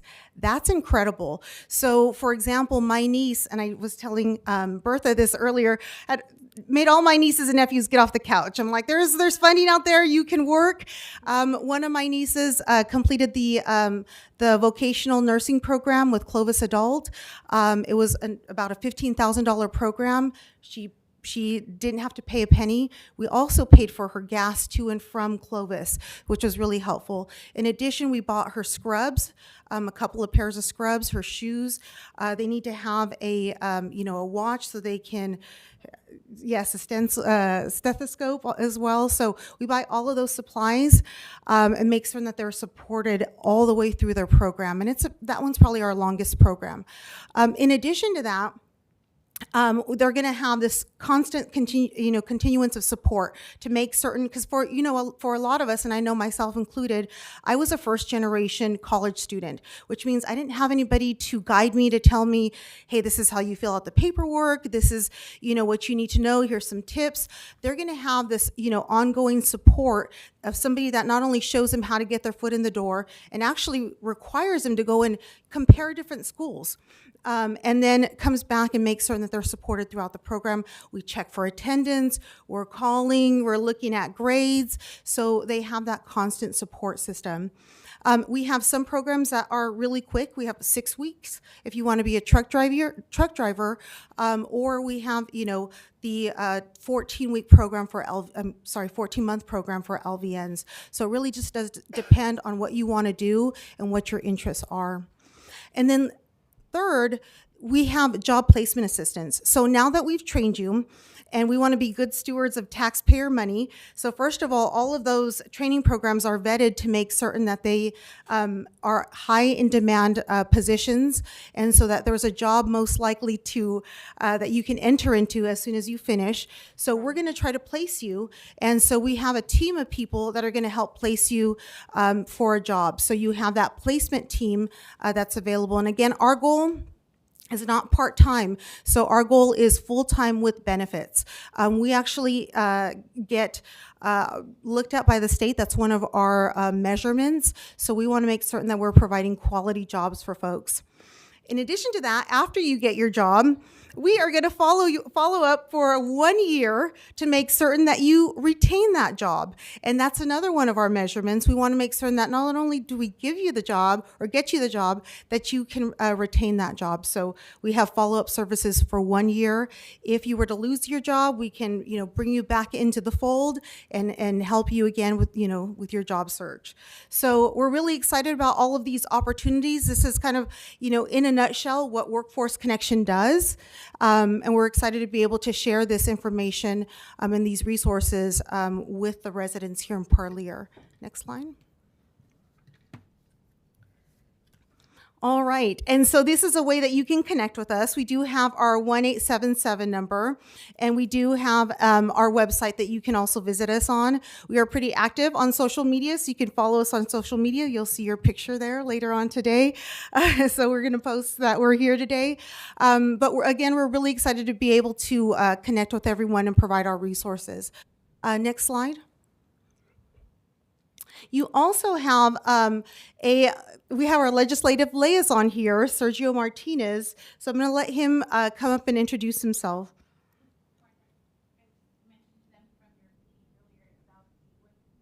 Yeah, I'll grab that flyer.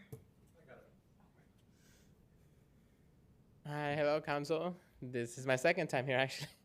I don't know, most of you remember me, but yes. Now, what my job is to build relationships with governments and elected officials, because I found that working together we can find more opportunities and be a lot more efficient in how we do things. So if the city's ever interested or is anyone interested in working with us, we can always find ways to work together. And let me hand you out my business card. Thank you. And the flyer that's going around, actually let me grab the, Oh, it's going this way. Okay. Is 2 flyers for our Valley Build program. And Valley Build is, yes, an arm of Workforce, the Workforce Development Board. It's actually a program that goes across 14 counties. And it was initiated here in Fresno County. It's modeled after our services in Fresno County. And it goes, again, all through 14 counties. So we're really excited about it. We do train for construction. We work with the unions to provide training, and then after that, we look for apprenticeship. So we really want those folks. We know that there's a lot of infrastructure money coming down the pipeline. We want to make certain that our residents are trained, skilled, and ready for those jobs. And you guys have plenty of opportunity here in Parlier, so we'd love to be able to train residents here locally and be able to assist with some of those projects. You see the Valley Build Now, which is an incredible program. It stands for Non-Traditional Occupations for Women. We really want to encourage women to go into the construction field. We've had women go into the construction field, but this is going to be an all-women's cohort. What really stands this program apart is a couple of things. The first one is this program will be subsidized, and that's something that we haven't done before, and that means that anybody who wants this training will get paid to receive the training, which is incredible. They will also have paid work experience, which most of our programs have paid work experience or on-the-job training opportunities at the end of all of their training. And then also, we're going to have some workshops that are specific towards women. So we're working with Tradeswomen Inc., which is a national organization. And so they're going to come in and provide some workshops. We're going to look for trainers that are female. So we're looking at female journeymen to come in and assist. But it's a great field. We'd love to see more women get into it. So, and I know that Parlier has, is kind of women run here. And so, sorry, Trini. So it's exciting to be able to help our underserved populations really gain access to different opportunities. So, any questions? So for this program, what's the age? Is it It's 18, yeah, because they're working in construction, it is 18. No, but I got a couple of quick statements. Maria, nice to see you again. I work with Sarah and I work with Proteus. And with Sarah, we did what you're talking about. I was a job and placement specialist. And we would get the kids prepared for their next job, interviews, how to interview, how to dress, and all that. So it's nice to see that it's coming back to Parlier, because here's where I started with the adult, and then we moved on to Fresno before we moved to Workforce Connection and Reedley, and we were there for about 5 years. So it's a pleasure seeing you again, Maria, and this is a great program because it gives our youth and some adults the opportunity to train and retain. That's the main thing, and I'm glad you said that, to retain their jobs, because a lot of people start their jobs, they don't like it, and I like what you said at the beginning. We scramble their brain to see what it really is that they like to do. Yeah. And once you get that, then you know that they're going to be interested in that, and they're going to continue in the job that they get. So I'm very proud, and I'm very happy. And I'm very proud to work for Proteus and Sarah, because that gave a lot of youth the opportunity to find the jobs. And I still get a lot of the young kids come and say, "Mr. Pimentel, remember me?" I said, "You're only 6'5" now," but it's a great pleasure. And I think you guys have all experienced the fact that you've trained some young people and they come back and reward you just by saying, "Maria, Martha, remember me," and right away you know that it's somebody that worked with you. So as far as I'm concerned, I'm very happy you guys are here. Great. Well, we're excited to have you guys, because I know that you guys are working on the processes moving in there, and I know with everything going on, and it's going to take some time. We've had some delays ourselves, so But we're excited, so when we're able to have that red ribbon cutting day, I'm gonna be so happy to finally get there and do it. I always say that we need to invest in our future, and that's our youth. Our youth. Because if we don't invest in them, there's no way that we can have a good future. So we have to always put all our tax. I don't mind paying taxes on stuff that will help the kids advance and have a better opportunities in the future. You know, we need to do that. To me, it's not a problem at all. I love these programs that are out there. I think we need more things to help more of the kids and more. A lot of the vocational jobs, not jobs, but trainings that were out there are not anymore. They've done away with them, the state. So I think things like this that you guys are bringing back, these are things that are probably the starting point where we can start bringing a lot of things that were offered back when, like Trina was saying, when he was helping, because a lot of that stuff had been eliminated, and I'm starting to see that it's coming back again, and that's a good thing for our youth because we do need to invest in them, and they are our future. Yeah. So thank you for everything you guys do. I can't wait for us to open up that building and having maybe we can get the kids from the school out there too to see your facility. That way, if they're ever interested, they already know where to go. Yeah. Martha, can I ask you a question? Yeah, yes. Okay, I took note that when you're out of school from 16 to 24, you pick up the people, right? When they're out of school, 16 to 24. In school and out of school. Permit? Yeah, do they have to have a permit, the parents' consent, and how does that work? Maria could probably answer that better. For the ones that are under 18 years old, they're 16 and 17 and they're out of school, they would need their Okay. guardian to sign. Good. Yeah. Yeah, they just need, they do. And that goes along with the kids that are in school also, right? Yes. Okay, thank you. They're 18 years old, yes. Thank you, that was my A question. worker's permit.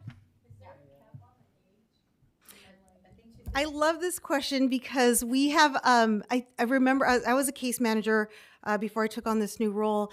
And I think the oldest person we served, she was in her 80s, and she went back to do culinary. And as long as we were like, as long as you still want to work, and she wanted to work. So she went and did culinary. She went to the culinary school, and she was a go-getter. So there is no age. It's about motivation and enthusiasm. So as long as you're able and willing to work after you complete your training program, then we can provide the training. So you just bring the motivation and enthusiasm. I do have this little one pager. It is in English and Spanish. I am going to I have an ask. And we have worked with Fireball. We worked with the city of San Joaquin. They let us put this notice in the water bill so that just people kind of know, they're familiar, they start hearing about Workforce Connection. Then when we come in, it's not like, oh, who's this organization? They're a little bit more familiar with us. So I'm going to pass this around, and then if we can, I would be willing to bring out flyers. Is that going to have the location for Parlier on It there? doesn't have it Not now, yet? but I could put it on there, like coming just say soon. projected date or something when Yeah. it's supposed to open, something. Yeah, At least that way they know that you're going to have an office here. Yeah. Do you have an idea when more or less it's gonna happen? So we're looking at, the end of September, early October. Yeah. Yes, ma'am. Is there a limit to the applicants you accept, or if there's an influx of applicants, do you start turning them away, and is there a limit? We do have some limited capacity, but it's pretty high. And right now we really need people. So we're excited to be able to bring in, folks. And under the mentorship of Blake, we are writing grants like crazy. So, a lot of our money comes in from grants as well. So we have a lot of money that we would love to be able to spend on training. And as a matter of fact, some of that money is formula money and can only be spent on training. So we need to get folks in.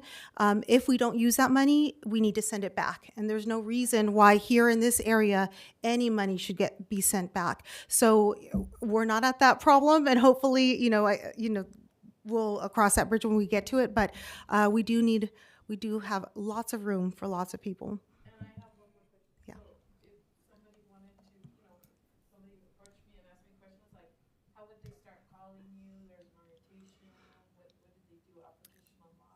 So the first thing is they can call the phone number, and then we would schedule them for an orientation. They would come in, and it'd probably be right now in Wheatley, or if they're the youth or young adult, it would be in Selma. And so they would work them to do an orientation. They would find out a little bit more after that. They'd have an appointment to find out a little bit more about what they want to do, and we can see if they can serve them. Because if they want to go to a 4-year college, unfortunately, we wouldn't be able to pay for that. But if they want to, go into construction or be a truck driver, we can help them with that. So we try to make certain that whatever their goals align with what we can help them with. I have a question. Yes. One more question. When they're 16 years and they don't have, because we know that employers look for the education, the diploma, and if they don't have them, what are your steps to take care of that situation? So when they're working with Maria's team, that's probably going to be the first thing that they focus on is helping you get that high school diploma or that GED. Yeah. Yes. Yes. To get a job, or you want to prep them for them to go into some type of certificate program, and being realistic in the way things are. They have to get their high school diploma. So when we talk to them, we're gonna put that as part of their plan because That's what they asked for. we want to help them, we want to Yeah. prep them, we want them to be ready to get into some type of a career, and they're gonna need their GED or their high school diploma. Unless they're gonna get into something like truck driving that does maybe not require it, but you have to be at a certain age to get into truck driving. At 16 years old, You're not gonna get there, yeah. you're not gonna get there. Yeah. Thank you, girls, and thank you, you. for everything you guys are doing. I appreciate you guys coming over here and doing this presentation, so. Thank you. And I we was look only slightly forward nervous. to working with you, and just keep us in the loop and when it actually happens for those doors to open, so we're excited that you guys are finally here. Thank you. Thank you, guys. Thank you. Martha? And keep up the great work. I come over here almost every other weekend to see my mom. So, and my sister lives here. All my family still lives here. So it's great to see all of the improvements. So you guys are doing a phenomenal job. So keep up the great work. Thank you. All right, thank you. All right, so we can move on to public comments. Anybody else want to speak on any item on the agenda?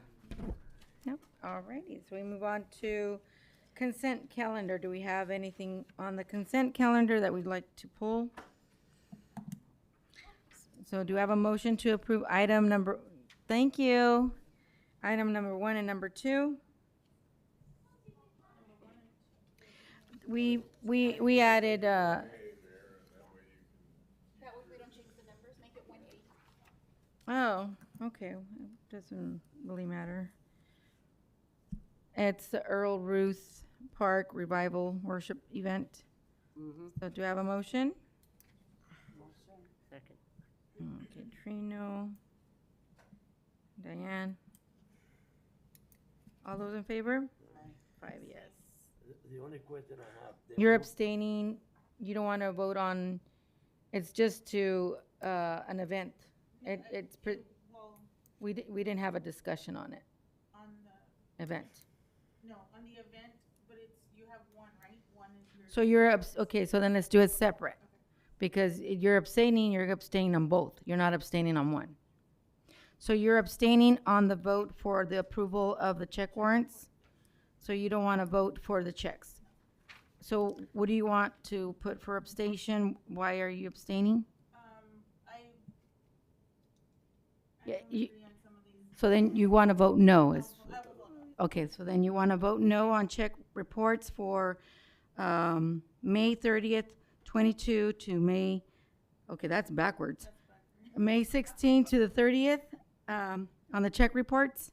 So do I have a yes, Kathy, or a no as well? No. So 2 no's on the check reports. And you guys are all getting the check reports? We need to pay our bills. Okay, motion by Trino. And second by Diane. And that's 4 yes for the checks. 3 yes. I'm sorry, 3 yes and 2 no's. Okay, motion carries.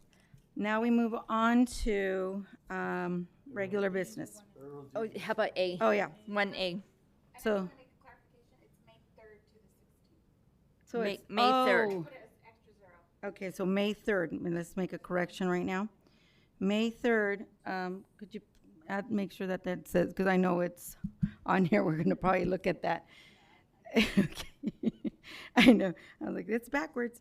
Okay, so May 3rd to May 16th. For clarification, okay.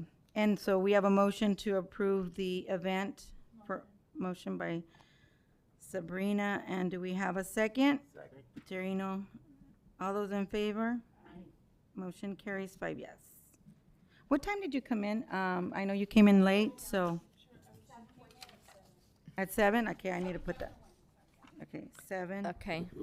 I could put it down that you came in at 7:01. First item is to the adoption of a mitigated negative declaration for the approval of the Parlier flood control and groundwater banking project. That was just a typo. Oh, What? Okay. That word is not banking. okay. It's Underwater retention? it is it's the groundwater. It's just not bank. it's the recharge. Yeah, It's not banking. It's recharge project. yeah. But there is a word similar to that for this project, right? That's why they think it's like a bank, but it's not a bank. Okay, so it is. It's Parlier flood control and groundwater recharge project. Yeah. So it is to approve the mitigated negative declaration. Yeah. And so we have a resolution and we just request that the council adopt the mitigated negative declaration. Okay, so then, do we have anybody that has any questions? Well, I need to open it up for the public for a public hearing. This public hearing is now open. Do we have anybody? Nope. Okay, well, this public hearing is now closed. So do we have any discussion from the council, any questions? So then we, So it's saying that we're adding Richard Flores Basin, right? no, it's the project that he mentioned on the presentation. Yeah, that's what we're doing, is that presentation. He's just, this is part of the process in order for him to move forward. Okay. Okay, so do we have a motion to approve? Motion by Diane, second by Kathy. All those in favor? Aye. Motion carries. The second was Florio. Yes. The next item is consideration and necessary action on SB1 project list designation for fiscal year 2022 to 2023. And this is the list of the road projects. I bugged Javier for the last. Yeah, because it's required Yeah. for us to every year. It's like I was telling you, required now, to so. submit that list. So Yes, we understand why it's required. I mean, it has a lot to do with what was happening here before. So thank you, Javier, to be on the ball and making sure things move along. So again, thank you for what you're doing. You're doing a fantastic job. And a lot of this stuff, He's doing the best.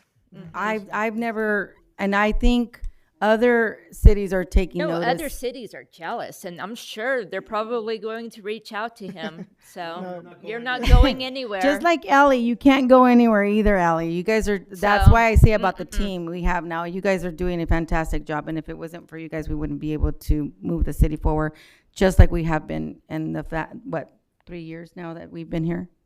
Well, 3 years that I've had you guys here with me. 5 now? 5 years. Jesus. Time goes by.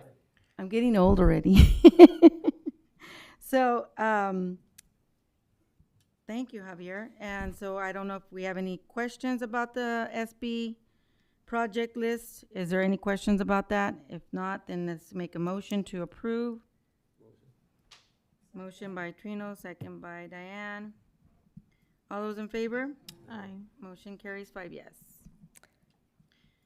Next item is the initiation proceedings for the annual levy on the assessments for the landscape maintenance and lighting district. This is a yearly thing. This is the annual thing. yeah, Yeah. Motion by Trino, second by Diane. All those in favor? Aye. Motion carries. The next item is approval of the resolution to accept the Sustainable Transportation Planning Grant Program funds for the Parlier Active Transportation Study, the Tactical Urbanism. This is to accept the planning grant that we received. So Anybody this have? is just to accept the funds, so we can move forward The with the planning. study. Yeah. Mhm. Okay, anybody have? Motion by Sabrina, do I have a second? Who second? Kathy? All those in favor? Motion carries 5 yes. Alrighty. Next item is consideration necessary action on 5252 Zedekar Avenue reconstruction valley excavation. This is for the final acceptance of the work done. Anybody have any questions? No? Okay. I have a, no, I'm kidding. Okay. So do we have a motion? Diane, Second. Trino. All those in favor? Aye. Motion carries 5 And yes. next item is another resolution authorizing final acceptance and notice of completion for the Safe Routes to School project. And this is also the different projects.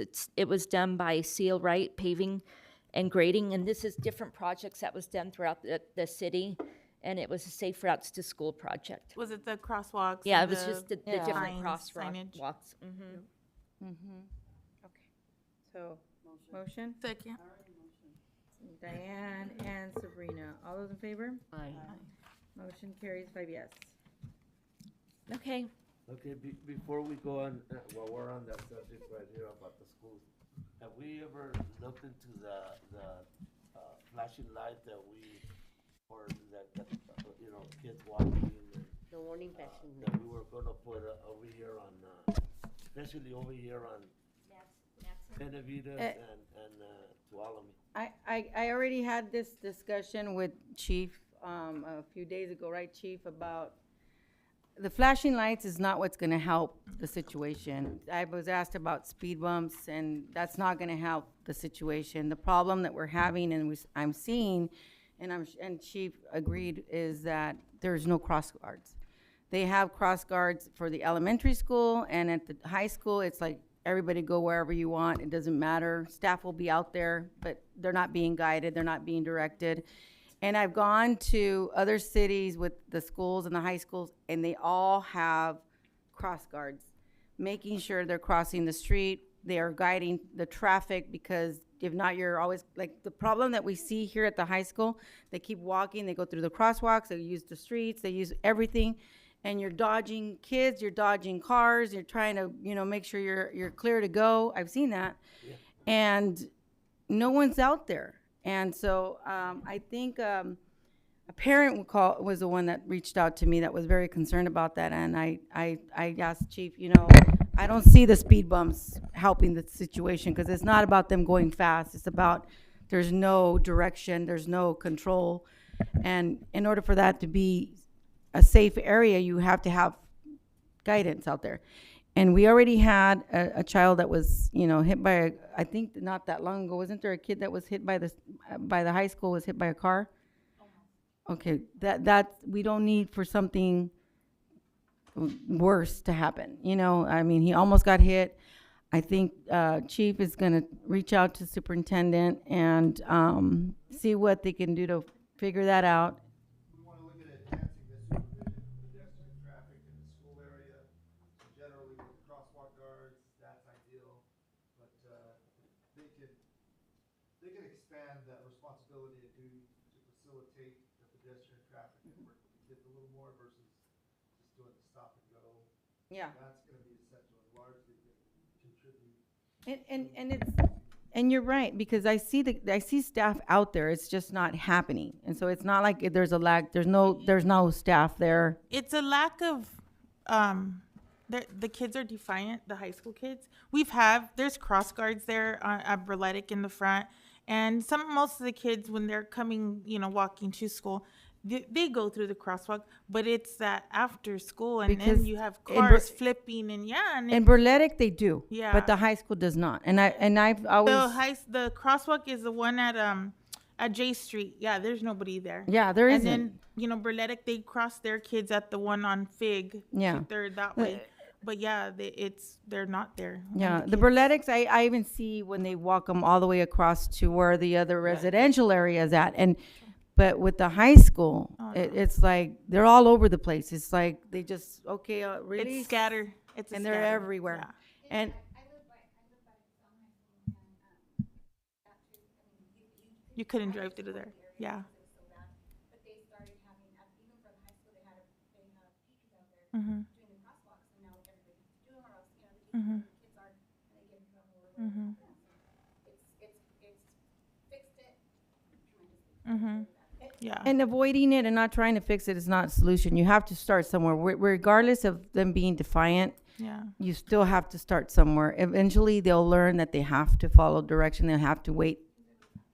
And Because you have parents, I mean, you even have Oh. parents coming to parking at the park okay, just meet me at the park because they're so congested. And I'm like, okay, yeah, but you have to walk in the crosswalks.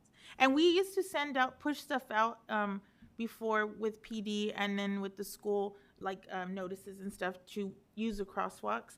And that hasn't happened this year. well, and I don't want people to think that it's PD's responsibility, because I think that we need to make sure that the school understands that that's part of what the schools do. It's not PD's responsibility to be out there making sure the kids are crossing. No. And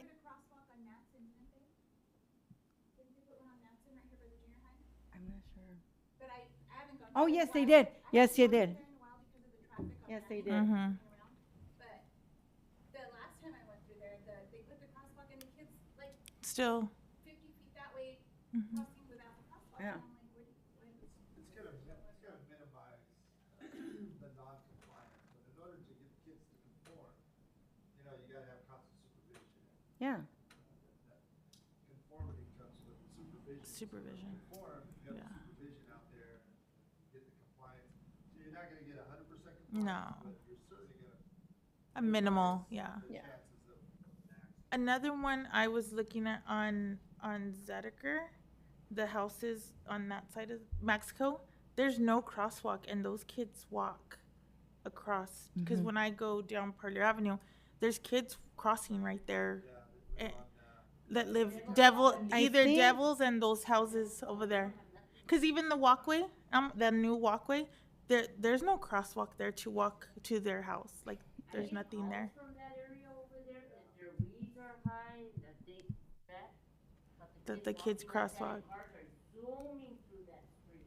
So I make sure I stop across the street. On Zedeker is much higher. That's Yeah. 40-mile-hour zone. Yeah, it is. 25 to 30, so there's probably some out here would have to. Yeah. Yeah, look at- that could come in later on. I really want us to address the one at the school, because that's the real safety concern, because their kids are just all over the street, and it's like they're going in between the buses too, and that's you're driving and they're in between the buses and they walk And they walk across, off. and They shoot out. that's a real serious situation waiting to happen, because kids are gonna get hit. Involved, yeah. Yeah, but even at Martinez, okay, you even see the parents walking with the kids, jaywalking, It's a bad example. running across the street and cars are coming. The So, teachers, yeah. I've even seen teachers Yeah. jaywalking, and I approached one time and saying, hey, you're not setting a good example. I'm late. Oh, yeah. I'm really late. But I think that if you But- work with the superintendent, chief, And I'm glad we're having this conversation, because what happens is if we don't have these conversations, I remember that when Sam was here, we were looking at the lights, and it never happened, so that's why I brought it up right now. yeah. But I'm glad this conversation is going on, because it's not your responsibility to have an officer out there. Yeah. We can't have our police officers doing No. this thing. However, by us talking about it, that'll open the door for you or for Sonia to open The discussion. open conversation with superintendent and get some of these things Yeah. fixed, because over here, you're right, Oh. it's chaotic. And over here in Martinez, it's chaotic. Yeah, and I think that when I received that call from the parent, and that parent is correct, we can't wait till something to happen and then work on it, let's figure something out now. Yes, and so, So I met with the superintendent about it, and actually, that right now, we are working on a grant. California Consulting is writing a grant for us, and it's a non-infrastructure grant. And what this grant does is basically it's a little study type, more money to be able to determine a solution to I guess, teach the kids or Sonia, that's great, but that's something. Look, a grant would be great for other things, but something like this, you can't. I know, but this also puts the money together for Javier to determine the school routes. But that's not what we're talking about. Cross guards, because that's where And the it pays problem- for that too. We don't need to worry about getting it paid Don't through have that. staff, yeah. I think we can't wait till 6 months later, and in between that time, then someone gets hit. Start giving So- tickets for jaywalking. No, I think the solution. Does it cover like the cross guards and the non-infrastructure? I think it covers cross guards. The thing is, Sonia, we can't always just rely on grants. If there's staff that is already at the school, they need to do their part. Yeah. That is what I'm trying to say. So The grant is good for things yeah. that, we're working on, maybe bringing something well, we don't have that's not. we don't have like I know other schools have like a campus safety something like part-time, and that's what those part-time people do the crosswalk and all that stuff. We don't have that stuff right now. We don't. So grants might come in handy with paying that. But that's a part-time temp. people. Okay, so when after the grant's over, what are you gonna do? Eliminate that? No, you. Okay, you're you looking for can't. another That's one. why the school gets enough revenue to be able to do that. I'm sorry. We're not gonna rely on the grant because you're gonna do a study. No, the studies all the other schools are doing it. So do you really need that It's not study? really a study. Well, It's to pay for. Okay, It's to pay we're for not the gonna do cross- that. We're not doing that. I think that the way it has to be where Chief builds that relationship. Everybody else is doing it except the high school. I'm there at 7:00. Yeah. 'Cause I have to open that gate for that bus. And not only that, I stand outside because I have kids that are walking to the bus to make sure. The girls that get there, they all have a corner. Diane, and that's true. That's why I'm saying that all the other schools are doing except the high school. So we don't need a study. We don't need to evaluate or assess. Well, the main thing we need to do. The main reason I wanted to have that was because we are getting roundabout.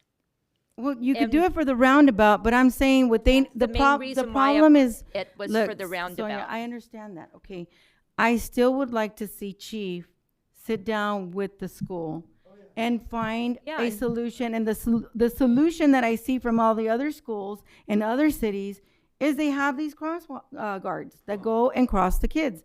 Right now, no one's there. And if they don't have the staffing, then they need to find the staffing because the school generates a lot of money to be able to do that. The city doesn't have the revenues for it. The school receives a lot of funding from a lot of different sources. So it's not because the revenue's not there. It's just they just. Program that all schools have. I'm not exactly sure what happened with the high school, but generally most sites have that program. Yeah. Well, Chief. I think they gave up, Chief, and I'll let you talk right now. I think they gave up because just from what you said earlier that they're defiant, the kids are defiant, so they just gave up. But yes, but you don't give up because we're gonna wait till a kid gets hit, and then you're gonna want to fix something and do something about it. No, I think you want to prevent that from happening. So that's what I think that we're having dialogue here about that, Chief. I would like to direct the council to direct you to go talk to her If you wanna take Sonia along with him and then come back and bring us something. And the reason this is urgent is because what the They're- mayor they're said right now. applying- the school If some, district's we're gonna wait, their- we're gonna the- be reactive instead of proactive. They're applying for And we their need to cross start being guard. proactive instead of reacting to a situation. I don't. So if, hold on, please, I'm talking. So I would like to see you talk to the superintendent and then bring us back a report to see what it is they said. And we need to solve that problem because somebody's gonna get hurt. And we don't wanna do that. We don't wanna wait till somebody gets hurt.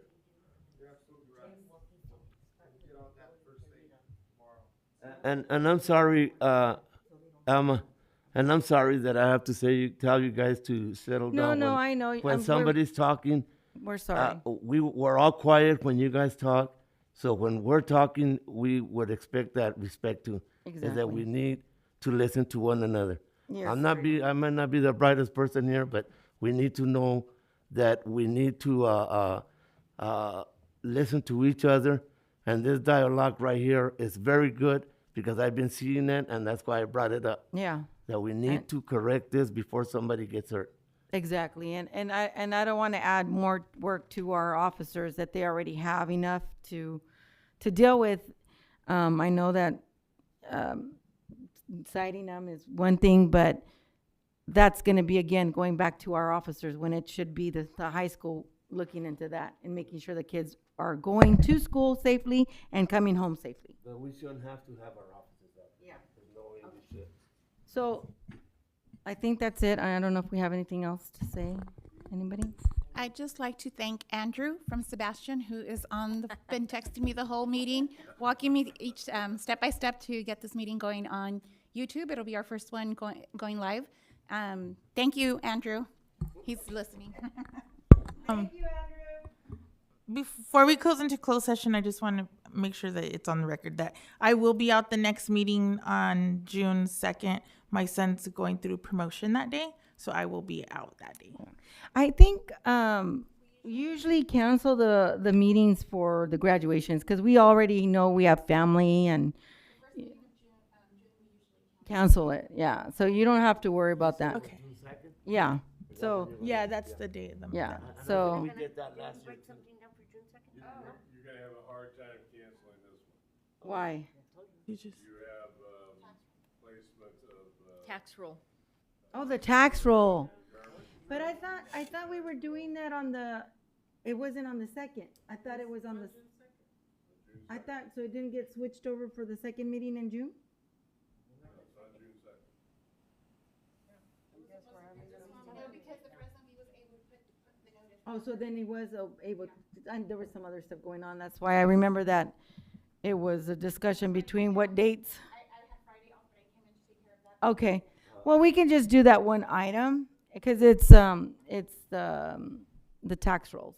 So, and I think that we don't have anything else that needs to be.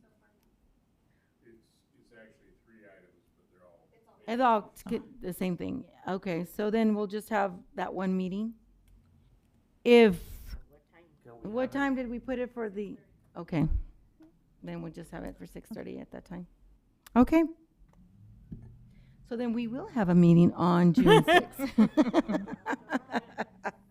With one item. I'm telling Elmo. No, we can't, we I'm can't. telling Elmo, we got It's already on the, we got a meeting on this.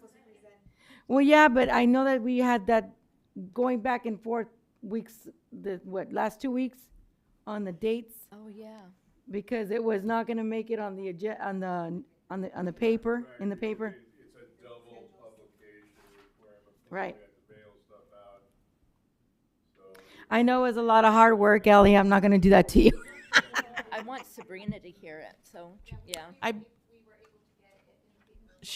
because she's been talking to me about it. No, it's already published for 6:30. the good news is that will cut down on the number of people that show up to your. Okay, well then, we'll have a meeting on June 2nd, and you're not gonna make it then. And it's one item, so we'll be fine. Did you need us all here? Oh, we need the rest of the council. We need 4. Nobody else can miss then. Oh, I gotta be in Arizona. You gotta come in here sick. In a bubble if you have to. Mm-hmm.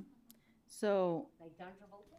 It's a huge problem. no, it's not a problem. It can be, you know, I just adjust the date on. I think that we should be, I'm fine. Are you good? Letter that says it's been moved to this date. So you think about it, you let me know. What you guys want. I don't want to do that to Ellie. She worked really, really hard on this stuff. We'll have it And on it the was a Saturday. lot of work. I don't want to do that to I her. think you'll get 4 people here Yeah. on the Saturday. Yeah, it was a lot of work for her, for us to just say, let's move it again. She has No. to give for it. We will work around you guys. But we don't have anybody. You're the boss. You tell us what. Kathy, you'll be here, right? You have anybody graduating? Okay, so then, She'll be here. alrighty. Just as long as there's some kind of snack or something. I know. Here, a snack, so. Yeah. Like a snack on your something. It's only one item, guys. It's only one item. One snack. Yeah. Okay. So then, we're going into closed session. Neil? You just have the one personnel item, you have 2 items of pending litigation, Austin versus City of Parlier. And Central Val to Parlier LLC versus City of Parlier. Okay.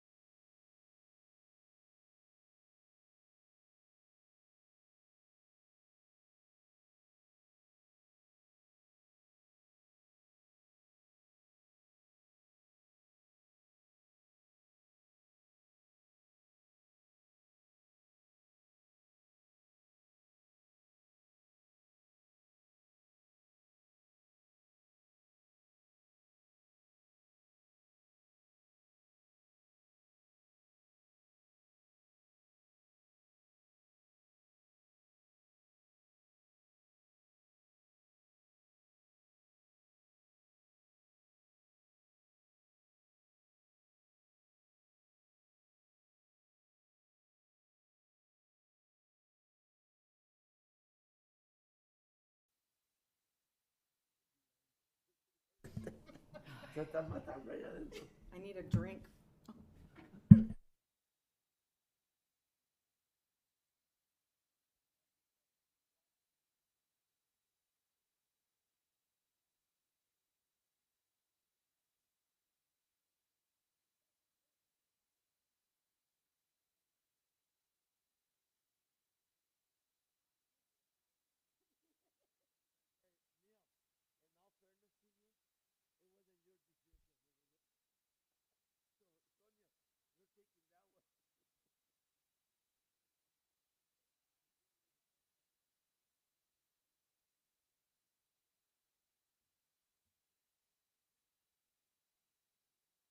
We're back on the record? Okay. In the closed session, the council voted unanimously to approve a settlement agreement that we struck in the course of mediation with Lee Jacobson in the Infinity Central Valley or Central Val Parlier 2 LLC versus City of Parlier case. And we will later develop a full settlement agreement and bring that back to the council for final approval. Meeting adjourned.